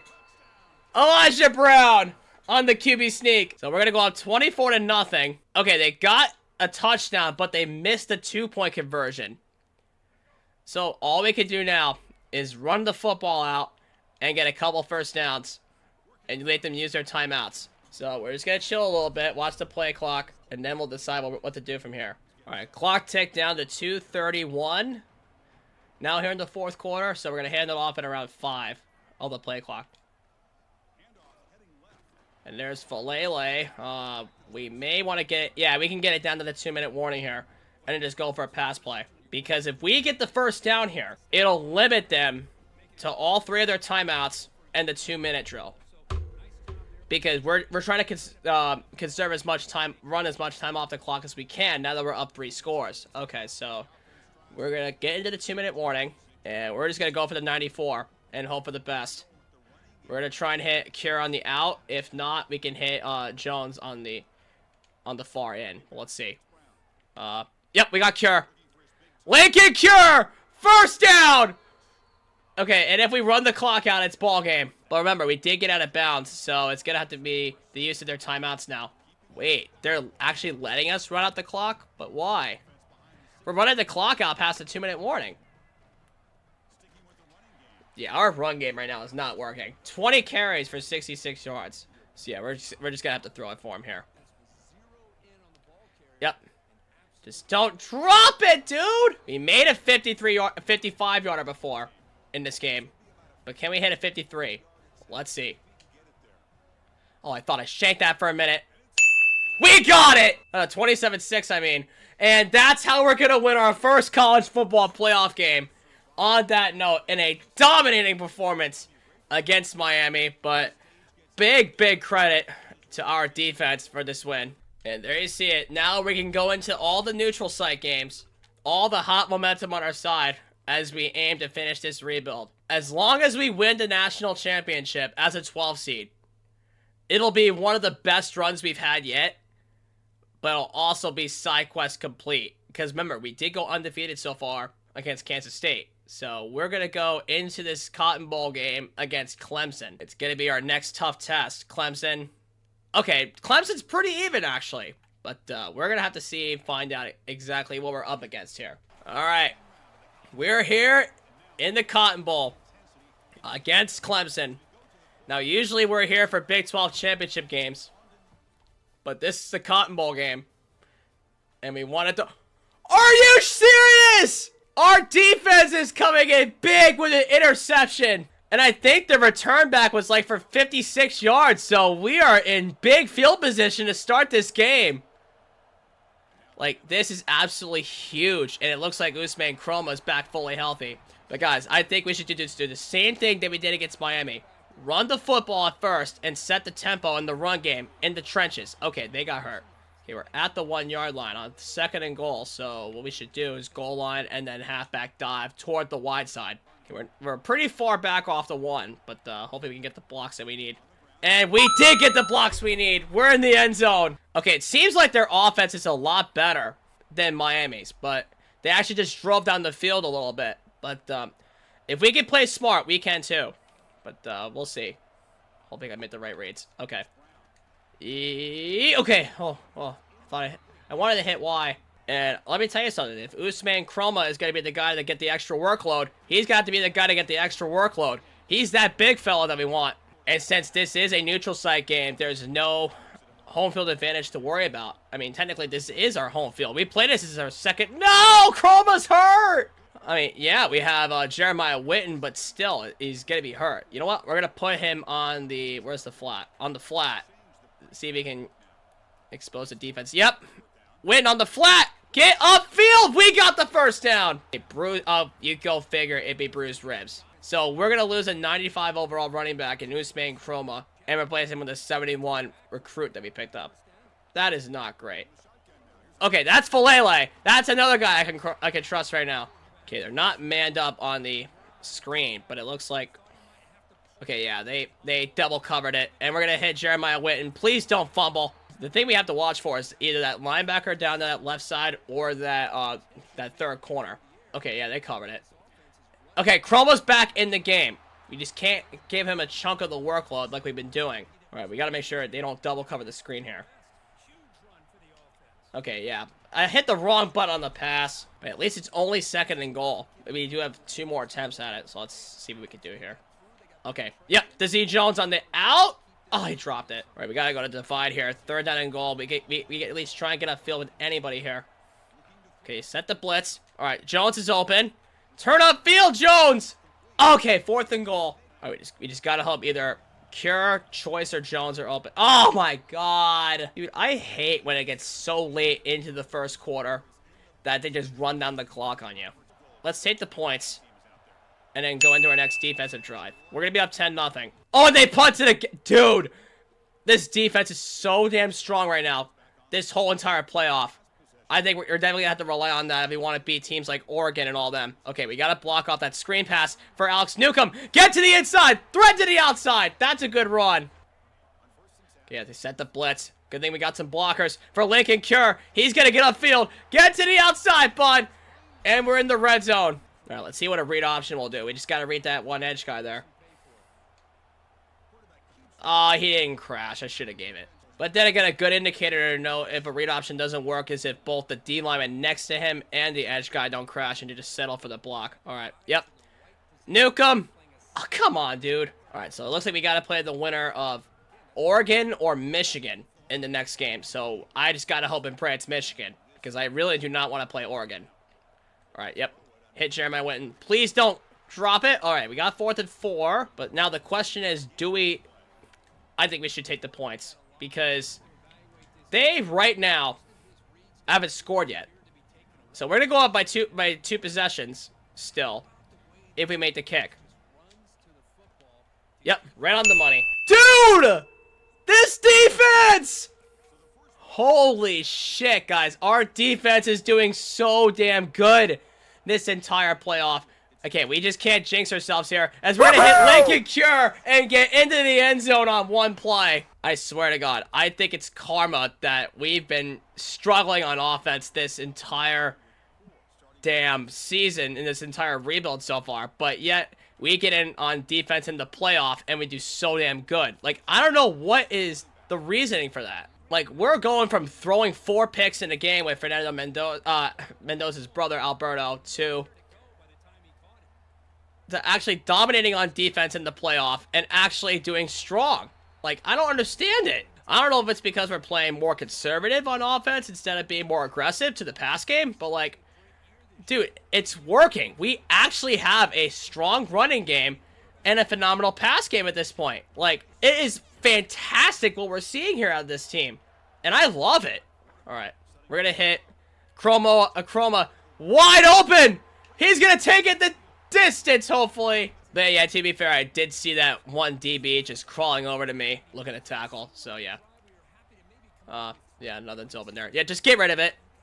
Oh, I was going to say, don't tell me that's a pick. But see, in that instance, I had that happen to me in previous years where I had to get a tip drill pick go against me. As we're going to hit Alex Newcomb on that route.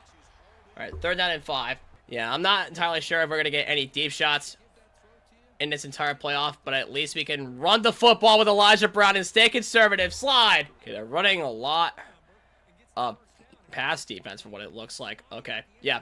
Step up and throw it, dude. Okay, yeah, we can try a field goal from 45 and then take the points and move on to the second half. We got it. Easy kick from 45. All right, we're up 23-0. Okay, they finally got a score and a 2-point conversion. What do we do from here? We should run the football a lot more. And we should just stay conservative with this lead. And only pass if we really need to. Okay, yeah, those are not as good blocks as I wanted to. We're only really going to pass if we really need to at this point. Like this time, as we're going to hit. Nice catch, though, by Dazee Jones. Yeah, see, it's in that instance where the running game isn't working on the first play, and then the second play you pass, it works. Yeah, it's like that instance. Cromoa! Or it's just a Chroma. Excuse me, I don't even know. I don't know his last name anymore. I don't know why I did that. All right, yeah, they're showing 6 down linemen. I don't know if they're going to drop any backers, but we'll see. Okay, they did drop any backers, so we're going to run it with Elijah Brown. And he's got the first down! Really, though, our main intention was to pass the ball that last play, but really, though, we just wanted to get upfield a little bit more and conserve as much clock as we can. But we're now coming up on 2nd down and 8. Okay, just don't run into any receivers. As we're going to hit Dazee Jones. Nice cut! Okay, we're in the red zone. Very strong showing so far from Kansas. We can't let them throw the game like this. Okay, yeah, 2nd and 11. I mean, we could run the mid-draw here, but I don't know what kind of pressure. They're going to show any blitzes? No, they didn't show any blitzes, but, okay, yeah, we got way too far outside. Okay, let's drag it in a little bit. 3rd down and 10. Let's actually run the, Jones. Let's put Jones on an in. Yep, right there. Okay, we can take the points if we want to. Yeah, we're going to take the points and play safe now that we're up by 3 scores now that we just made that. Okay, they got another touchdown and another 2-point. Oh, no, wait. They kicked the extra point. Excuse me. Because it's 15 now. Okay, so it would have been 16 and they got another 2-point. So we're now into the 4th quarter. So all we got to do is stay consistent on offense. We just have to let our offense go to work. That means running the football when necessary. And that time was necessary. All right, we just can't let anything go against us here. So we're going to hit Nigel Choice on that out. It looks like they're showing more of a defense that's fit to stop the pass game here. And then our running game is taking over as Chroma gets another first. Well, that's a beautiful Texas route. He's got wide open space. Nice cut, though. Get up to the 17. And once again, we are in field goal range. So if we have to, we can keep on going. We want to score a touchdown this time because, oh my god, I think we got it. Oh, we're up to the 2. I don't know about this goal line defense here. We could potentially hit Lincoln Cure for a score here. Actually, oh, dude, we just got blown up. And he's hurt again. I was actually go goal line for him here on the halfback dive. Okay, they are running goal line D, but I don't know how our blocks are going to hold up. Yeah, he got a block. He's in! He literally just lunged forward. Dude, Jeremiah Witten is a lifesaver. We're going to go up 33-15. Okay. And I think we may just... Okay, yeah. They do have all 3 timeouts. And it's the back half of the 2 minutes. So we're going to have to pick up a couple first downs here if we really want to win this game. Even though we're up by 11.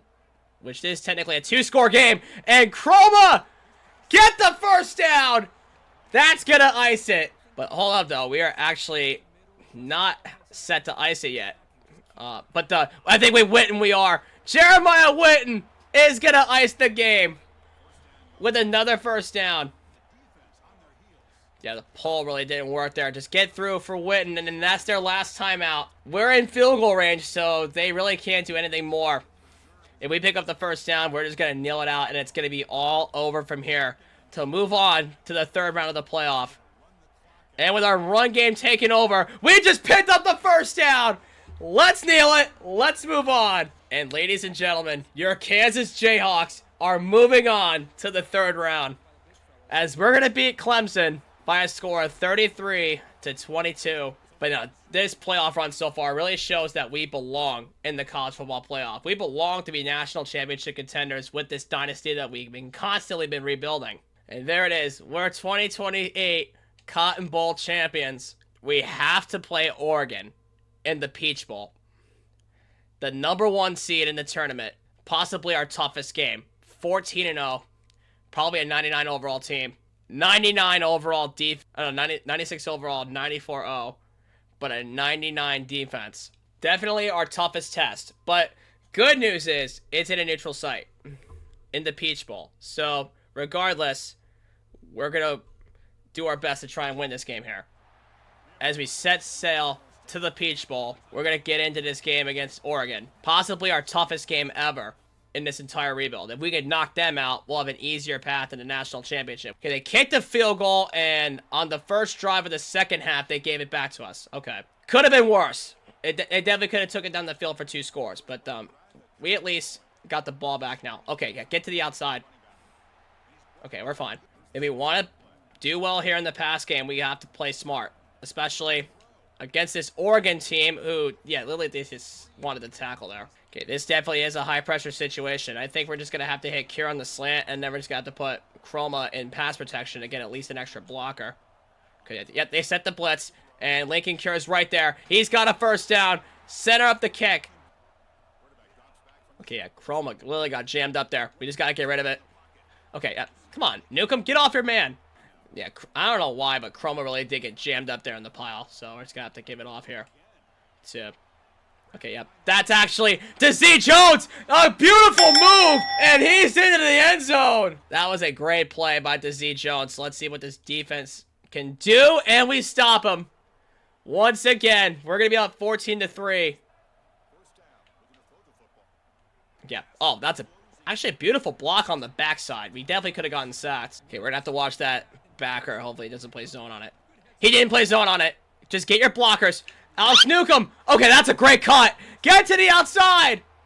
Beautiful. We got a first down off of it. But it's not the fourth quarter yet, so we kind of still have to play it by our strategy here. I mean, I get that it's a lot of screen passes right now, and it's a lot of, like, short routes, but we can at least make this manageable. Okay, yeah.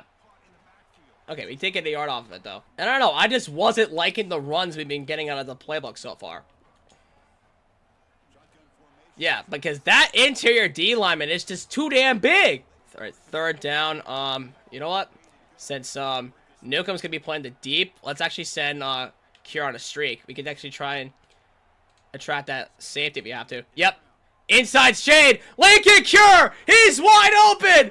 He's gonna go the distance for a score. Dude, that was such a smart route right there by Lincoln Cure, and they did score. But the good news is we're up by 11. So we just have to keep playing our football, boys. And that's Usman Chroma. Get upfield, buddy. This could honestly be possibly the biggest upset in the entirety of me doing these dynasties if we can pick up this victory. And it's going to be 3rd and 1. Remember, we are up by 11 points, so we can't allow at least one more score. Okay, yeah. He just got dropped. We definitely should have thrown this slant there. But remember, good news is we can't allow one more score by this team, but we can't let them go the distance more than twice. So that's the main point for this defense. We can't let them go the distance twice. Oh my God! We're actually gonna try and upset Oregon. This may be the best defense I've ever raised in a sim. And Usman Chroma is going to pick up the first down. Damn, I am so proud of this team. I've never been more proud of a team than I've ever been in my entire life doing these dynasties. Okay, we're just going to have to pull in guard, and then we're going to let them use their timeouts. Yeah, let's actually run the 6-1-8. They think we're running a draw here, but I think we're just going to have to draw. Let's hope the backer doesn't drop back. Yeah, he dropped it. Okay, but with that drop, they still have one more timeout. So we have to convert on this to seal the game up.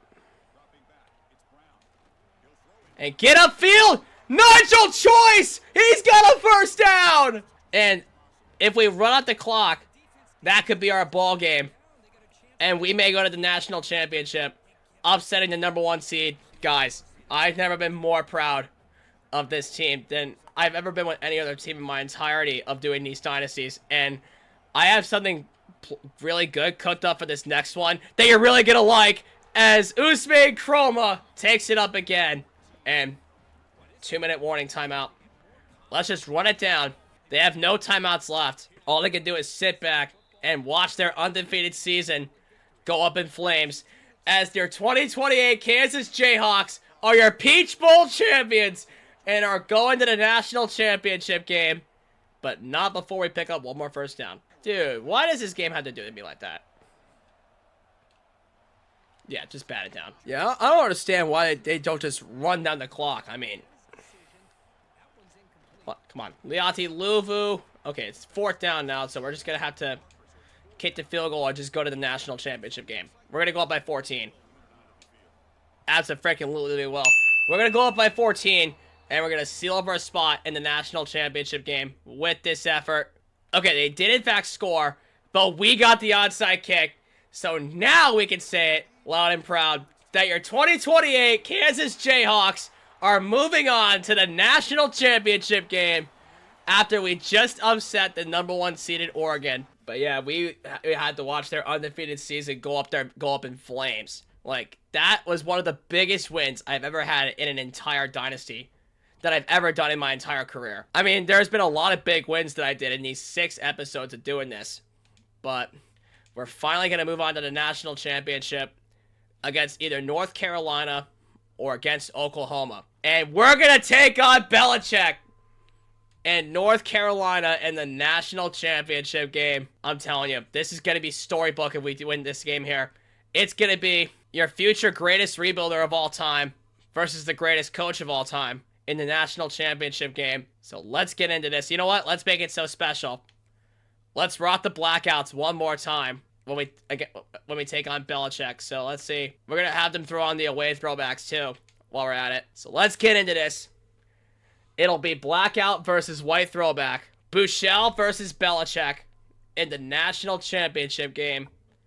The Kansas Jayhawks against the North Carolina Tar Heels. And we are back here at the Ray J for what could be the best moment in the entirety of this rebuild. Let's send the black jerseys out. Let's send the dogs out to take on North Carolina. And let's see what happens from here. We're going to get the ball first once again. And I think we should run the Randy to the to the wide side of the field. Okay, yeah, let's just give it. They man covered it. And Chroma is going to get in for the first score. I know, I say that with such confidence. But I'm so proud of them. I'm really proud of them. Because we're in the red zone. Our defense did it again. I've raised this defense to be true contenders. As we're going to hit Lincoln Cure, but we're at the 1. And we're going to have Liati Luvu get in for his first score. Okay, they did kick a field goal. So it's not like Belichick's that feisty. You know what? Let's just send Jones deep. I want to see if it's a good one-on-one matchup here. Okay, yeah. That safety's right there too, and that's going to be a pick. Just, yeah, make the tackle. Okay, we didn't get the safety, but at least we did get the stop. Okay, we just need to be less aggressive now. I mean, we're up 14-3, so why be so aggressive when we can just keep a hold of the football and play more conservative? But dude, this 12-seeded Kansas Jayhawks team is one of the best teams I've ever raised in a dynasty. Not just not overall wise, but like in terms of grit, determination, and the heart of a champion. Reminds me of the 2000 New York Yankees when they were so down during the regular season that they had to come back and fight through the schedule, and this is what Kansas is doing. And honestly, guys, I think I may have just put together one of my best rebuilds. Potentially. I mean, if it wasn't for the side quest, but, like, it's just, you know, the overall team I just put together. Probably one of my best rebuilds I've ever done. I mean, we got the good luck charm in Quincy Porter. We were able to, you know, build a team from the ground up in the Big 12 and have them go to the national championship. Oh my god. Oh no. They literally just ran into each other. Did y'all see that? They literally just ran into each other. And that's what caused the pick. But hey, at least we got the ball back. Okay, he was focused on the post. Okay, yeah, that was a bad ball. And we threw another one, but it's not like I'm really testing this defense. Yep, I really am testing this defense right now. We got it right back in the red zone. And you know what? If our pass game's not going to cut it, our run game is. And we got another one. Okay, they did absolutely nothing with their 2 drives following. So we got the ball back once again. And you know what? If we're going to go up by this much, might as well just do it for the first time ever.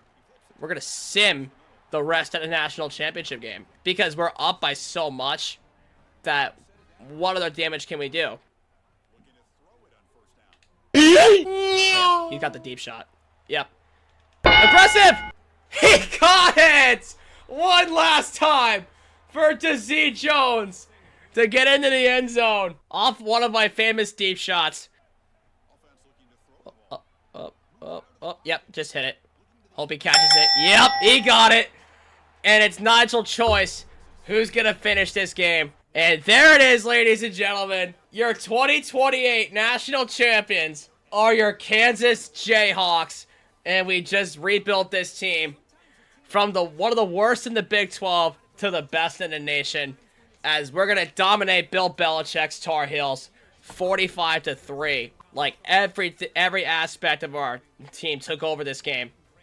And there you see it. Our MVP, Lincoln Cure, handing off the trophy to our coach, who lifts it high and proud. And for the first time in school history, the Kansas Jayhawks are national champions. And who better but Osman Chroma, that one player of the game. Matter of fact, he's the player of the entire playoff. No, actually, scratch that. The defense were the players of the entire playoff. They bailed us out in every single game that we had that led us to this moment. And there it is, national champions, the Kansas Jayhawks. I can officially say now that it's rebuild complete and it's side quest complete. We went 3-0 against Kansas State in the entirety of this rebuild. And our 2028 champs are now the Jayhawks, who are the #1 team in the nation. Micah Strickland went in the first round at strong safety. Usman Chroma went in the second round. Lincoln Cure went in the 4th round. And our quarterback, who led the charge, Elijah Brown, went in the 5th round of the NFL draft. With that being said, guys, that's going to do it for the Kansas Jayhawks rebuild. I hope you guys enjoyed it. Drop your teams down below in the comments alongside your side quests, and I'll be sure to rebuild you guys next. I got a good one coming up next, so stay tuned for that. Make sure to hit that like button down below, smash the subscribe button, and turn on notifications to make sure you guys don't miss out on any future rebuilds. And until next time, I'll see y'all later. Have a great day.